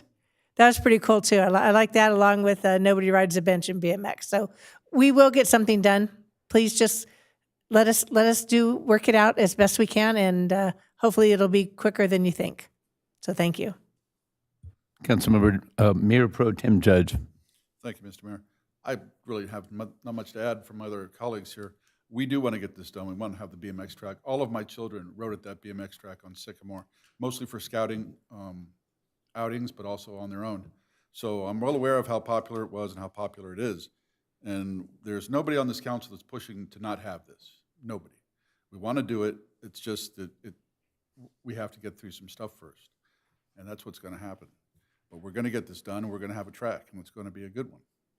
That's all I really. Oh, and thank you for that presentation on the track. That was awesome. And I have to admit, this is one of the one times, very rare, that I actually agree with John Lapper, that I don't think that the sale of the Park District property was a mistake. I think they did a good job with those apartments over there, even though I voted against it. I don't like apartments, but those places that works over there, and it helps the city with the challenges we face from the state of California right now as far as housing. And so you got to look at some other things. There's a lot of things the state puts in place that the city has to tiptoe around, and one of them has to do with our excess land. So that's also part of the problem we have with that. But again, nobody up here doesn't want one. We're going to work to get one. We're going to figure out a way. Thank you for coming. I want to thank you. That's okay. I want to thank you all, first of all, for coming out and voicing your opinion. I want to especially thank Cole, Emily, Nat, Dylan, having the courage to step up and speak before the council tonight. At your age, I don't think I would have been able to do that. Like my fellow council members have said, we all support this. I wish I could explain right now what our current challenges are. I can't, but we are making getting this track done a priority. We're trying to work through this. There's a lot of players involved, but one way or another, we did have a meeting with the Park District and broached the possibility of possibly doing a temporary one, because even if we were to approve this, I know there's still a long process with environmental before this track could even be built anyways. So that was one of the reasons why we felt like a temporary track might be a good solution, at least to get things going, until we could get that track built. But we do want this to happen, and rest assured we're going to make it happen. Thank you very much. Mr. Mayor, members of the City Council, next on the agenda is item 7, the consent calendar, and there are no resolutions for your consideration this evening.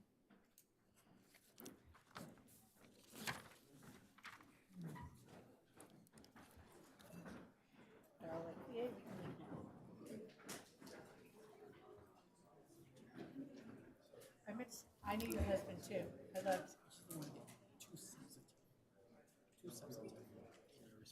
You're saying don't.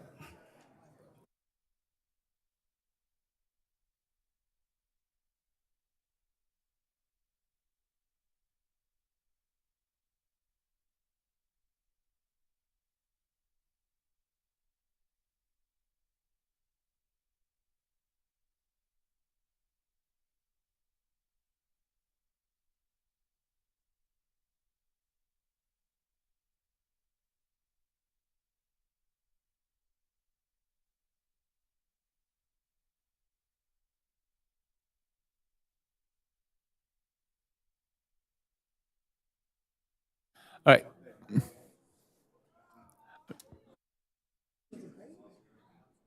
All right, let's move on now with the consent calendar. Councilmember Lister. I'm just keep forgetting my mic tonight, sorry. Thank you. The one item I'd like to pull is item 8, please.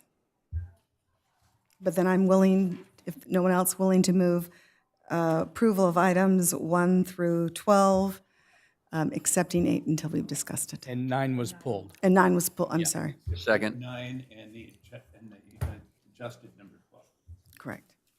Second. Call for a vote.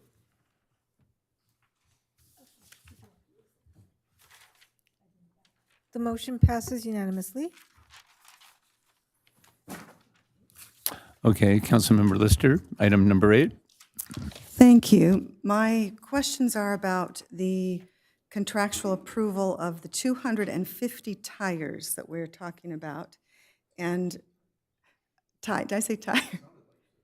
Tires. Vehicle round black items.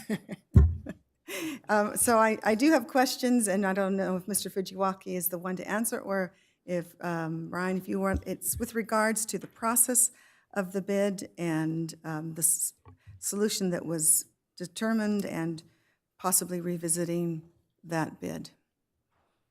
So just to be clear, this is a contract being awarded for the purchase of 250 replacement tires. And the one that is being recommended is that we go with the Daniels bid. And I should have it open in front of me so I can tell you exactly what that bid amount was. But it's, thank you, $39,475, as opposed to Jim's Tire, which was $32,750. So basically, there was a difference in the bid of $6,720.79. Jim's Tire, of course, is local to Simi Valley. Daniel's Tire is listed as Santa Fe Springs, which I understand is their corporate headquarters, but I believe they deliver out of Oxnard. So here are my questions, just to give you some context. There were 4 bids received. I noticed that 3 of the bids had to be changed, and the quote in the report is bid amount adjusted due to incorrect calculation on bid sheet. Do you have any idea why 3 of the 4 were calculated incorrectly? Not specifically, but it's not uncommon that bidders sometimes, I don't know if they miscalculated or just don't know how to use their calculators, but there are small errors that occasionally pop up in terms of multiplications or the tables that they complete. And I just wondered internally whether it was maybe some confusion even the way they were interpreting the bid, the questions asked, possibly. Is that a possibility? Not that I'm aware of it. Again, it's usually a little minor calculation errors. Okay, fair enough. Page 2 of the report states that Jim's Tire Center is the lowest bidder after adjustment to incorrect calculation on the bid sheet. However, and I quote, they are considered non-responsive for not completing required areas on the bid document, including items that could affect overall cost as well as specific tire information. So I did take the liberty of visiting with Jim's Tire today because they're local to Simi Valley. Wanted to understand what they had done incorrectly with their bid, what their perspective was. And so some of my questions come from that conversation, so I want to be very clear. As I look, and they gave me a copy of what they submitted, so I know exactly what they submitted. So I understand, looking at the bid, that they did not list the make and style of the tire, which was requested. In other words, the column down the right side. So my question is, because they were bidding on the exact tire requested as opposed to the substitution that Daniel lists. First of all, is it, if they are bidding on the exact tire that's stated, is it necessary to fill out that column down the right side since they're providing exactly what was requested? In my opinion, yes. They're required to complete the form completely. We aren't able to assume that that's what they're going to be providing. So, okay, let me ask you this. The Daniels Tire has substitutions listed throughout. So we basically specified what we want, kind of tires we wanted. And again, if we want to look at the bid, this is page 9 and 10. So we can see what was submitted. So they basically have substituted different types of tires, saying that they're probably comparable, et cetera. My question is, did we investigate to be sure that they are of comparable quality? Do we know that with certainty that what they're providing is the same quality of tire as what we are requesting? I don't know for sure. Typically, these are name brand tires. They're all good tires, and the list we provide is a sample, and we always accept equivalents. Even our vehicle purchases, we may list a Chevy, but we'll accept a Ford Ranger or something like that. But it's, again, common for substitutions or equivalents to be provided in their bid. But if I understand correctly, we didn't investigate to be with certainty that those tires are comparable. We are assuming they are. Is that? I don't know if the staff specifically looked at each brand and model as an equivalent. Fair enough. Did the RFP require delivery or delivery frequency? Was that part of the RFP process? The reason I ask, it is my understanding that Daniels delivers tires once a week, whereas when Jim's Tire had this contract 2 or 3 years ago, et cetera, it was daily delivery as the shop called up and said, oh, we need XYZ, and they would deliver that day. But I understand that Daniels only delivers once a week, and so in my mind, convenience should be also factored into the contract. Was that part of the request? Since you called, I got a few copies of a few documents I there. did give Ron a heads up. I want to be very clear that this is not. But under the delivery specification, the specification indicates that the orders must be received within 24 days after the order by the city. So there's a long lead time, but I don't know if I mentioned specifically, but we can deal with they have a dealership in Oxnard that we would be procuring our tires, et cetera, from. Right, that the Daniels is in. Daniels, yeah, Correct. has multiple locations. I understand, and they, like I said, they ship from Oxnard. That's my understanding. I understand that in the past, if our maintenance, our installers had difficulty maybe getting a tire seated correctly, et cetera, they would come down to Jim's Tire and actually have assistance from the staff there. Is that part of the contract? Is that asked for in the contract? I don't know if that specific one is. Okay. I understand, and I guess ultimately the question is, was their bid truly non-conforming, or I guess the question, or non-responsive? I guess that's ultimately what I'm trying to get at. And so I understand that under the category disposal cost each, and you have Daniels listed anything ranging from $15 to $6 and something cents, et cetera. That, I believe that's what's showing in the contract. And that that column was left blank by Jim's Tire. I asked them about that because I agree that that's glaring. You left a column blank. Why is that column blank? What Jim's Tire shared with me is that that in the past, when they've had serviced the city contract, that they have, as needs arise, they've taken a large load and dealt with it and billed individually, and that it was minimal. It was not, and so it was not per tire per se. It was per occurrence for taking a variety of tires. I said, well, if you had put that in there, what would it be? You know, I want to get an idea. He said, well, probably my disposal fees would be $5 a tire. at 250 tires, that's at $1,250 would be added to the contract. Now, I understand he didn't write that in there. That's correct. And I want to understand, in this bid process, if there is something missing, are we allowed to go back and ask a bid person to complete if we ask everyone else the same thing?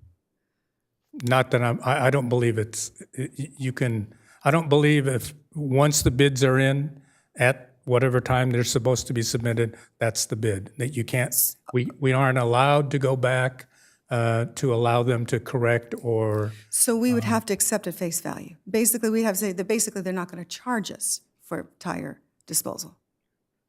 Well, it's blank, so we don't Correct. know So if it was going to be no charge or Okay. whatever. But because they gave us a final amount, we would assume that is the final cost. That they, correct? I don't think we can assume that. It's blank, so if he would have put a $0 or anything like that, then we could use that, but it's a whole blank column Okay, that fair enough. we don't know what he meant. Is it likely that they would charge $6,000 more to dispose of 250 tires? I can't say. Fair enough.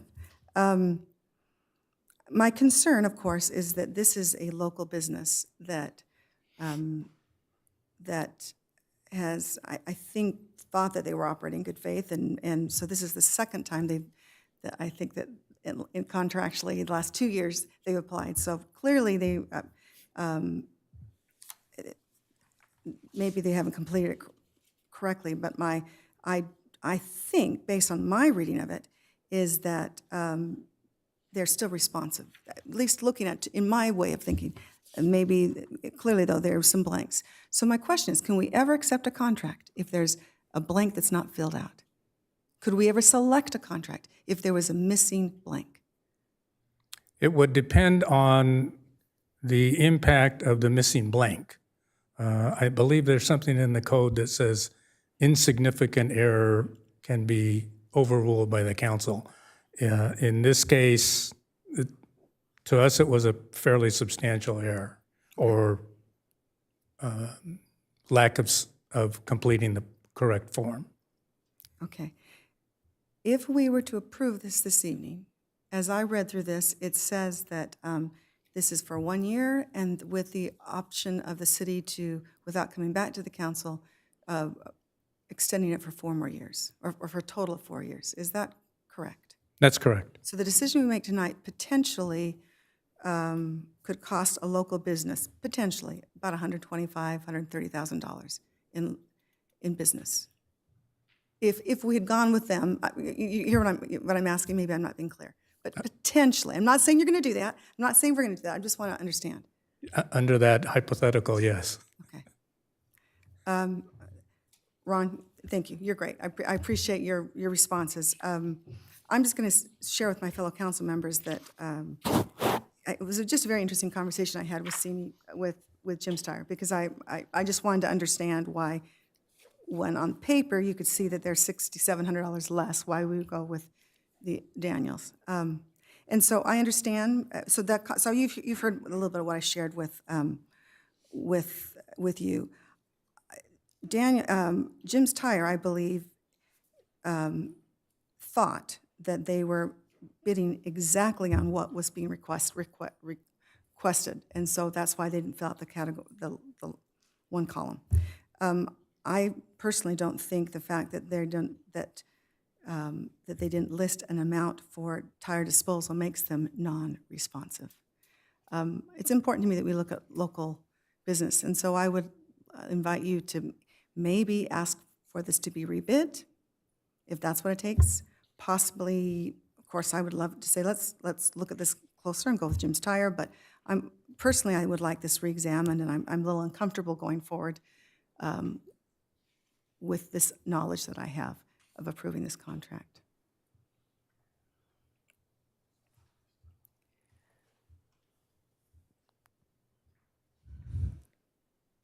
Any other discussion? Just real quick, I appreciate everything that you did, especially for a local business, but having being familiar with RFPs and doing them myself in my line of business, they do get rejected if you're missing anything. I mean, that is a standard business practice, let alone what the city does. But even in mind, if we don't complete an area, they reject it.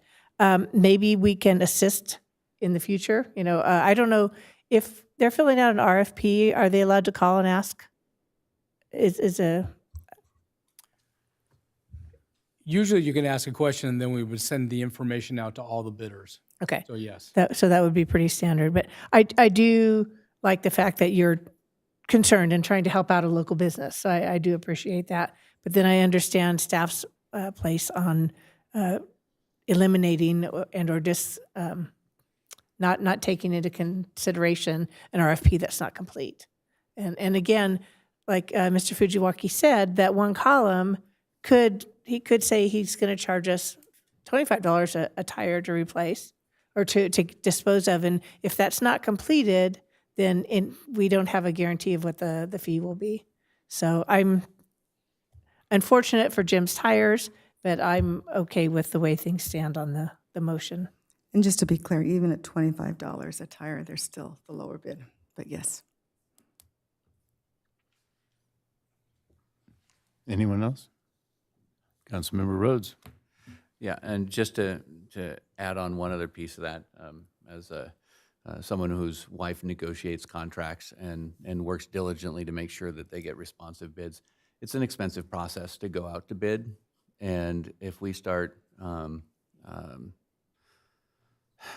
interfering or rebidding when people make mistakes, I think that we open up a can of worms that will cost the city more than the $6,000 of the tires in just the rebidding process and going through the man hours of making that happen. So it's unfortunate, and I also love that you looked out for the local business. I didn't even pick up on that when I read the report, but yeah, I think that the other costs now associated with rebidding would be Well, uh, and if I might respond to you, thank you, Councilmember Rhodes.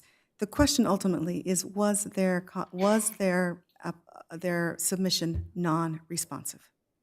Take it at face value. Was it non-responsive? So that's that in my mind, that's the question. Understanding that they felt that they were giving us exactly what we asked for, as opposed to a whole list, a laundry list of tires that are not necessarily the same, and as I understand, some of them have been discontinued, et cetera. They may or may not be comparable. So the fact that we get quality and we have the convenience of our yard having immediate assistance and bounty, I think there's lots of reasons why I believe that they were still responsive, even though there were blanks. And so maybe that's ultimately the question. Was this contract or was it not responsive? In my professional experience, no, it was non-responsive because it was not complete. So that would, but I understand what you're saying. And as someone who's bid for government contracts in the past and forgot to dot an I or cross a T, yeah, it makes you a better writer in the future. But that doesn't make it right. And I've applied for things before too. I want to be very clear. There has to be some forgiveness, particularly if we feel it's responsive, in my mind. But I understand it needs to be correct. I get that. I'd like to see if our city attorney can clarify anything on this issue. Sure. First and foremost, I do think Councilman Rocky Rose's comments are well taken. Unfortunately, the process is in place. You have to rely on staff. I believe staff made a good determination as to whether or not it was responsive. They said it wasn't responsive. I look at it also from another perspective, from those people that did fill out the application and did go through the process correctly. They followed the process, and there are certain expectations now, which is where Councilman Rhodes' comment comes in. If we were to rebid this, which I don't think you can, then it would create liability. And I thank you for sharing that. I don't think we should rebid it. I think that we should decide whether it was responsive or not. Ultimately, I think that's the question that I have. And I think you have to... Especially at a savings for us, we're talking about a local business, a savings of $6,700, and the convenience of daily deliveries, et cetera. There's just a variety of things that I think personally makes this responsive. And providing exactly what we asked for as opposed to a list of substitutions. But to be decided by the group, I understand. Is that to be decided by the group, or has staff already made their? No, their when I say decision? decide by the group, we have the option to approve or not approve Gotcha. this selection. Yeah, I would say that I can't see I can't see the thread that says that the bid was in compliance if they didn't fill out an entire column of how are you going to dispose of the tires. If they had an assumption, they had the opportunity to ask a question going, hey, if I put nothing, is it zero? Or there are ways. It's unfortunate. It is, and well, I think we could even go at previous experience because contractually they do it for Rancho Simi. I understand they also service the county of Ventura. So clearly, maybe we need to examine the way we put the RFP out, or what we're asking for. But again, is it or is it not responsive, I guess is the question. And enough said.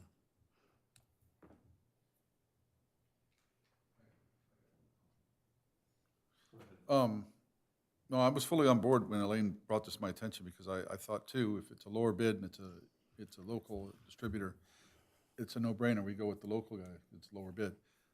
But now listening to Ron talk and listening to David talk, I agree that the liability that opens us up to when we say we're not going to accept the bids that were already legally done is problematic. What I'd like to see happen in the future is just this. Number one, I want to applaud Elaine for going out, doing the due diligence, going out and talking to this local business and finding out what the problem was. To me, it just sounds like listening to Ron talk and David. They didn't do their due diligence in filling out all the paperwork. And when there's a certain way to do things and they've done it before, they should know that. But in the future, that should be looked at. And if they give an incomplete bid like that, then yes, all the bidders should be told, one of our bids was incomplete, here's how you complete the thing properly. That way everybody is, they're made aware of their mistake and they have a chance to correct it. I don't know how much more time that takes bureaucratic-wise, but I think that's the way we should go forward in the future, instead of just accepting this, because it does look bad when we're given a contract to a company that's not in our town and it's more than the guy that bid on it, it is our town. I mean, that just doesn't look good anywhere. Those are my comments, thank you.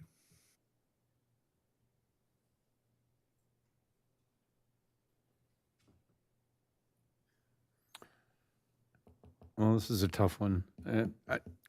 Having been involved in government contracts in the past and been on the losing end of government contracts for little details on numerous occasions, I'm just used to the fact that, when a bid process like that is done and it closes, to go back and allow an adjustment or something like that at this point. I just don't see how we can do that. I do think that, it seems reasonable to me that if a bid is turned in on a timely manner and there's an obvious discrepancy that, if there's still time available, that maybe, something is broadcast out to each of the bidders about making sure that, each category is completely filled out. I don't know. But at this point, I don't think we can change this. Go ahead. Make the motion to approve consent item, what was that, 8? 8. Second. Call for a vote.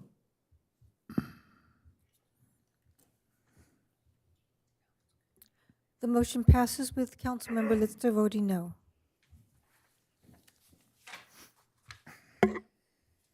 Mr. Mayor, members of the City Council, next on the agenda is item 9A, authorization for the city manager to execute an agreement between the County of Ventura and the City of Simi Valley for community services, coordinator services, to work with the Simi Valley Police Department's Vulnerable Populations Detective and approve a supplemental budget request for the General Fund 100 and Assistant City Manager Samantha Argabright, Police Chief Shorts, and Commander Craig Dungan are here to present this item.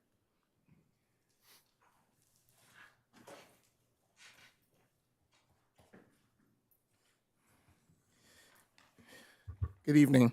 I thought it might be useful on this item just to give a little bit of background on where we started and how we got to this point.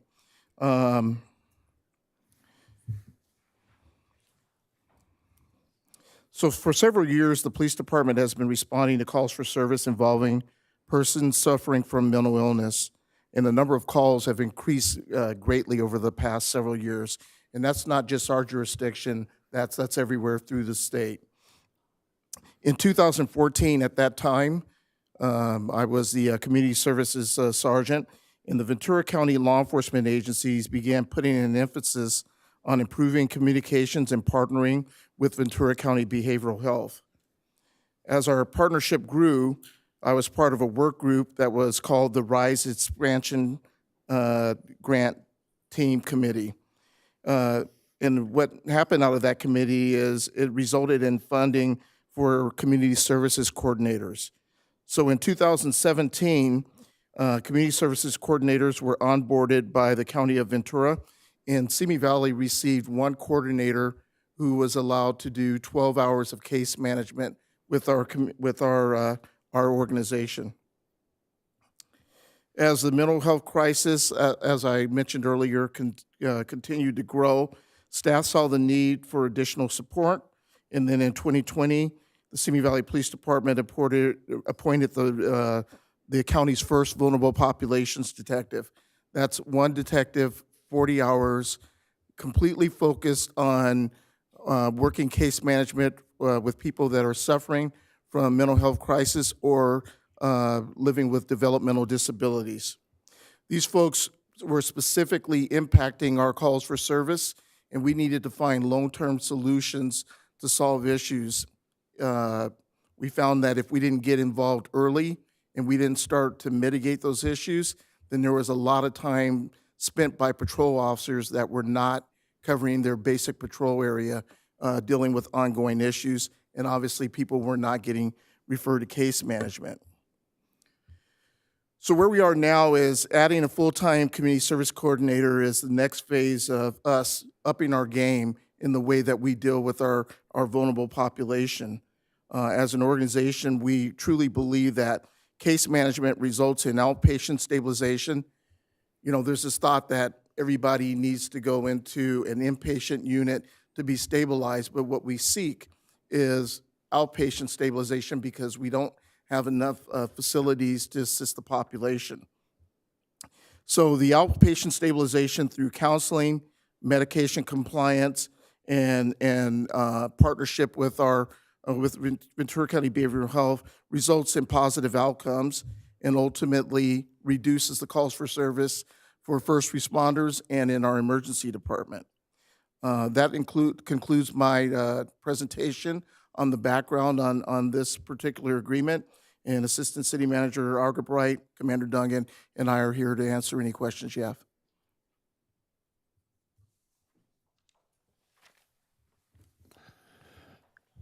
Councilmember Kavanaugh. Thank you, Mr. Mayor. I think it's a great idea. I'm hearing and getting more conversations and emails regarding some mental health issues around town. It's becoming very prevalent. It's noticeable in public places, and then we're also getting complaints from residential areas. So I think this is a very strong way for us to help assist our community members, both those struggling and those that are being affected by it. So thank you. Councilmember Litster. Thank you. Thank you, Chief. I just want to be sure I'm understanding what is now being voted or proposed. What I'm understanding is that we are authorizing or choosing to basically fund a full-time social services for the vulnerable population that comes via the county. Am I understanding that correct? That is correct. So we're basically looking to enter into contract services with the county to assure that we have 100% commitment to case management in our community and that we're not sharing with another community. And if your history, you said that in 2017, 12 hours was a week is what we were being given. Correct. And as you're What is it aware of current, our. is that what it is currently? Still 12 hours It's a still week? 12 hours a Wow. week. Initially, when that grant came out from the state, we really believed within the county that we were going to be able to get more personnel to disperse throughout the county. But at the last minute, the available funds were reduced. And so when you split the time with the other entities, and this is a huge problem, as you well know, it resulted in 12 hours, which is, it's just not enough. It's even going to be a challenge having someone working with our community policing team 100% of the time, which would be 40 hours a week. So does this person, so we as a city pay for it completely, or is it shared cost with the county, or how does that work? My understanding is that it's 100% paid by the city, that there's not any cost sharing. Okay. So we have exclusive. So we have full exclusive use and full exclusive control. Correct. If I understand. And so you say we have a full-time vulnerable population detective. Correct. Would this person then obviously work closely with that person? Do they do ride-alongs? Are they housed physically at the police headquarters? Where do you envision? How does this look? What does this look like? So anyone in this role, whether it's for us or the other law enforcement agencies in the county, has been cleared through backgrounds. Like the person that works with us 12 hours a week, they have a desk and a workspace, and they essentially work on case management, teaming up with the detective, and they deal with basically non-emergent response. So the benefit to this is when you show up to someone that needs services, let's say that they don't meet the criteria for a 5150 evaluation, but they need ongoing services. The benefit is having that person there immediately that can get them into appointments, that can get them to the right people to help them get resources and assets, and that person's going to be at our immediate disposal. Wonderful. And they are physically housed at the police They are headquarters? physically housed at the police station. Very good. Excellent. Thank you.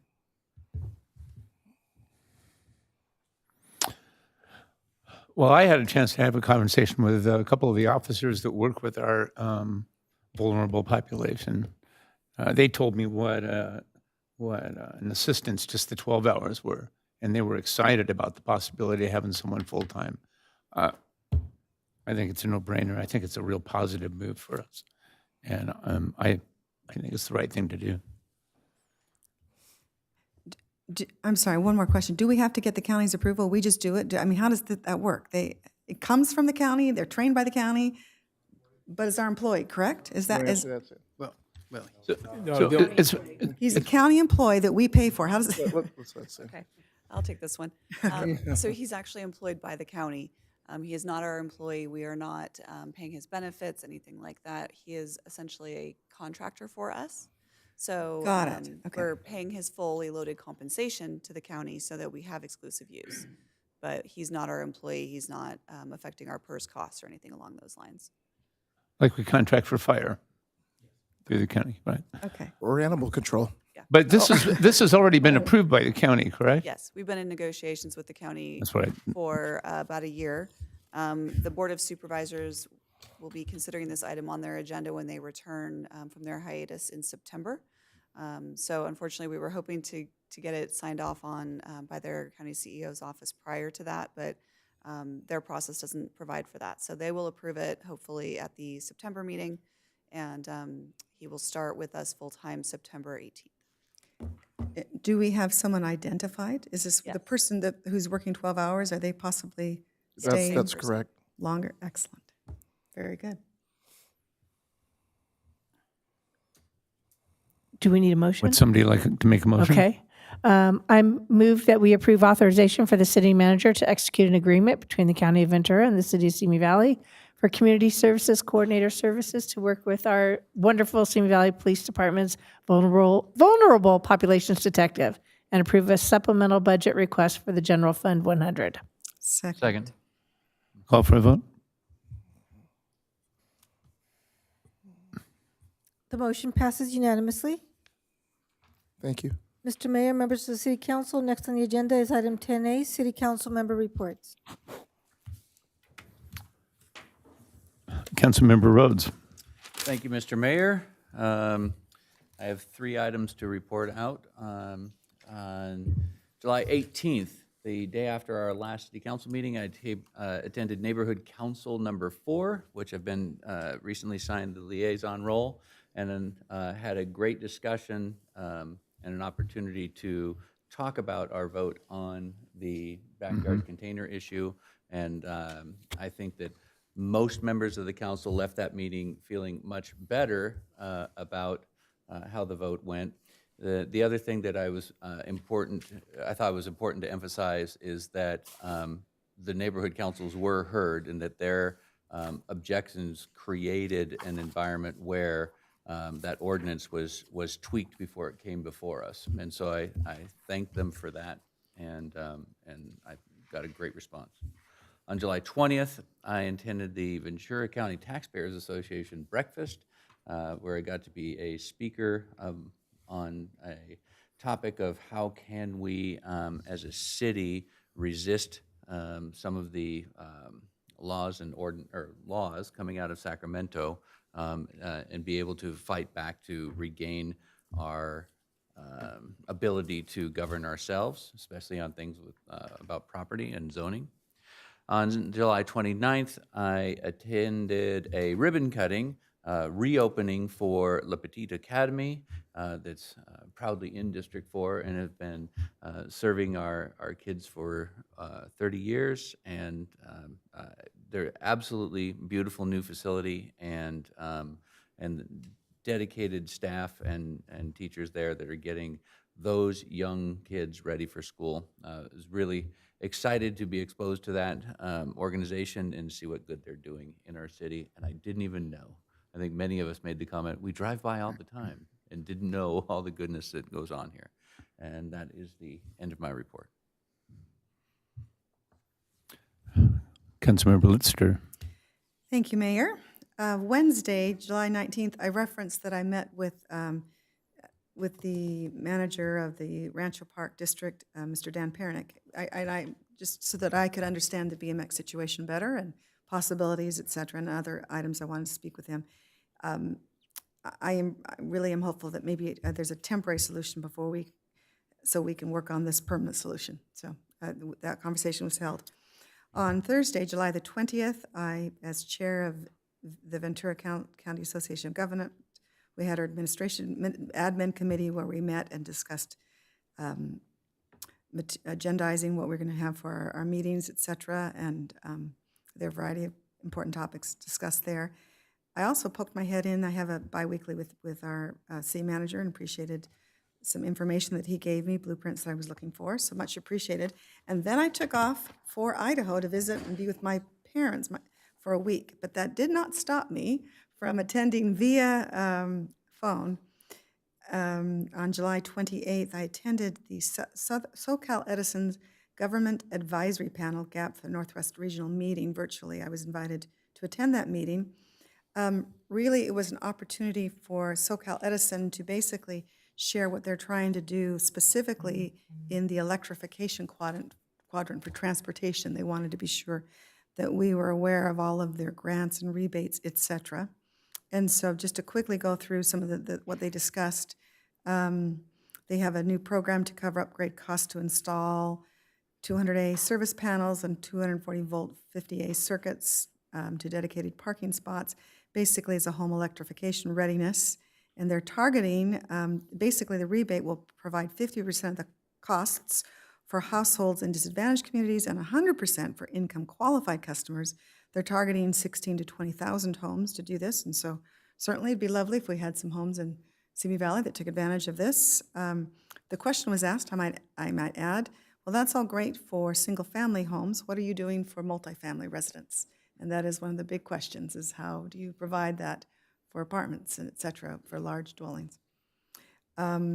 Additionally, they discussed their program to provide 150,000 to 100 rebates for Class 8-7 trucks performing drayage operations. And they're targeting 800 to 1,000 trucks. And then finally, they're trying to provide $200 million make sure I say this correctly. Actually, I'll just send the slide off to you so you can see all the details, but they want to provide up to $20 million in loan securitization funds to support upwards of $100 million in private capital to basically build some of these electrical charging stations, et cetera, and to support higher commercial vehicle class electric vehicles. But again, interesting, and they're trying to be sure to do their part to make things a little easier, but I don't think they have full answers yet. I will say thank you to our city manager and city attorney who are willing to meet with me remotely, in other words, by phone. So thank you both for taking the time to answer my questions on Thursday, July the 27th. And I too joined Mayor Pro Tem Judge and Councilmember Rhodes in the ribbon cutting at La Petite Academy. One employee there has been over 33 years. It truly has been in our neighborhood for a very long time, and it is a lovely preschool facility, and we're fortunate to have it. And that concludes my report. Thank you. Thank you. Councilmember Kavanaugh. Thank you, Mr. Mayor. Mine's short and sweet. The EDC board is dark for the month of August, so won't have any meetings there. But we did have our full board meeting in July on, where is it? Thursday, July 20th. We had the opportunity, and Mr. Court was there, to go to the opening or the pre-opening of the X Games at Ventura County Fairgrounds. One of the gentlemen working on that extensively also sits on our board from the Ventura County Lodging Association. So that was a lot of fun. We got to see it pre-crowds. They were doing some practicing there, and we got goodie bags, and it was just a nice event. It was very hot, but at least there was a breeze, right, Mike? We had just, the building we were in had no breeze. So when we stepped outside, you were like, oh, okay, now this is why we live in Southern California, because of the breeze in Ventura. So they did a great job, and from everything I saw, the setup was great, and it looked like everyone had a good time. I had somebody reach out to me, one of the nonprofits that was not given a block grant at the last round, and they were one of the ones at the very end that were a minor discussion. So I will be meeting with them so that they can introduce themselves to us and get more familiar with what they offer in our community. And that's it for me. Thank you. Mayor Pro Tem Judge. Thank you, Mr. Mayor. Not too much to report. Most of my time was spent with family last week, the week between some council meetings. I did attend the grand opening of the Petite Academy with Councilmember Lister and Councilmember Rhodes. That's the end of my report. Okay. Let's see here. Wednesday, July 19th, Economic Development Committee meeting with the Chamber. Don't really have anything new to report from that. We had the ADA Paratransit Advisory Committee meeting on July 20th. But that morning, Thursday, July 20th, was the Ventura County Taxpayer Association breakfast, which I was invited to speak at, and that was interesting. I didn't really feel like I played a major part in that, but then last week was a busy week for me. Let's see, on Monday, July 24th, the city manager and I met with the Canale, Simi, Moore Park area realtors. They wanted to talk about a variety of city issues. Let's see here, on July 26th, I met with the Rancho Simi youth leadership here at City Hall, talk about what city government does, and we actually gave them an opportunity to actually sit up here on the dais and hold a quick mock city council meeting, which Samantha Argabright was the developer pitching her project, which was a water park right in the middle of Texas Track. with that was going to be open till what, midnight or 1 a.m, with stadium lighting. And interestingly enough, half of the council thought that sounds like fun, but it was a interesting experience.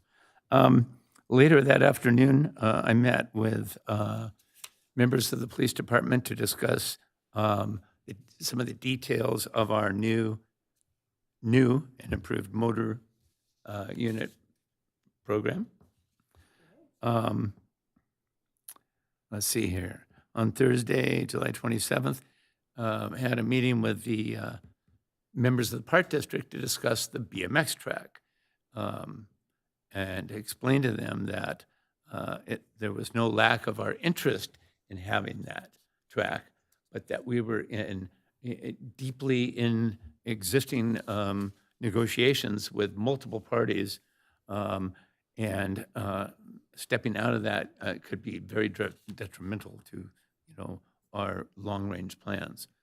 Then I met with the auto dealers for lunch and heard what they had to say about, what they want to do to try to improve business in town. And specifically, the conversations dealt with a video sign adjacent to the freeway and better marketing. I think that's something that they're going to have to work out. We certainly want to support them. We've actually provided a piece of land right up against the freeway for them to build that sign. So, yeah. And then, let's see here. And then, of course, we had we met with the head of the chamber to discuss our tourism district and how we wanted to see that proceed moving forward. And then, best of all, on Friday the 28th, I attended the Hope Gala. The MC was our district attorney. Hope Gala was put on by the Family Justice Center Foundation. And this was their first annual. And the event was to raise funds for two purposes, to send kids to the Hope Camp. These are kids that are victims of violence, and also to fund the currently in development Family Justice Center number 2 in Oxnard, and will also then fund the third Family Justice Center in Ventura County, somewhere in the East County, I'm hoping, Simi. And if you don't know what the Family Justice Center is, this is a center that provides basically anything and everything that any victim of violent crime would need to have a shot at trying to move forward and getting their life put back together. It's an amazing thing, and it was a really amazing night, and I will never miss one again in the future. So, and that's my report. And with that, I don't think there's any, do I have any future agenda items? A possibility. I've noticed as I was driving, there's a lot of city land. Well, first of all, on our consent calendar, there were two areas that, we approved two landscape districts that basically are going to be turned into drought-tolerant landscaping and removing turf, et cetera. As you drive by those areas, they're very bare, brown, et cetera. I wondered if we might, I personally would love a report on all the areas the city is considering doing that too, so maybe I have a better understanding. But I also wondered if possibly we would like to put up a sign that says drought-tolerant, turf coming soon, just so they know that we're just not being negligent, that the city cares and we want our community to look beautiful, but we're in the process of changing things. We can do that. Yep. Those are my thoughts. Okay. All right. With that, then I will adjourn this meeting. Thank you very much, everybody.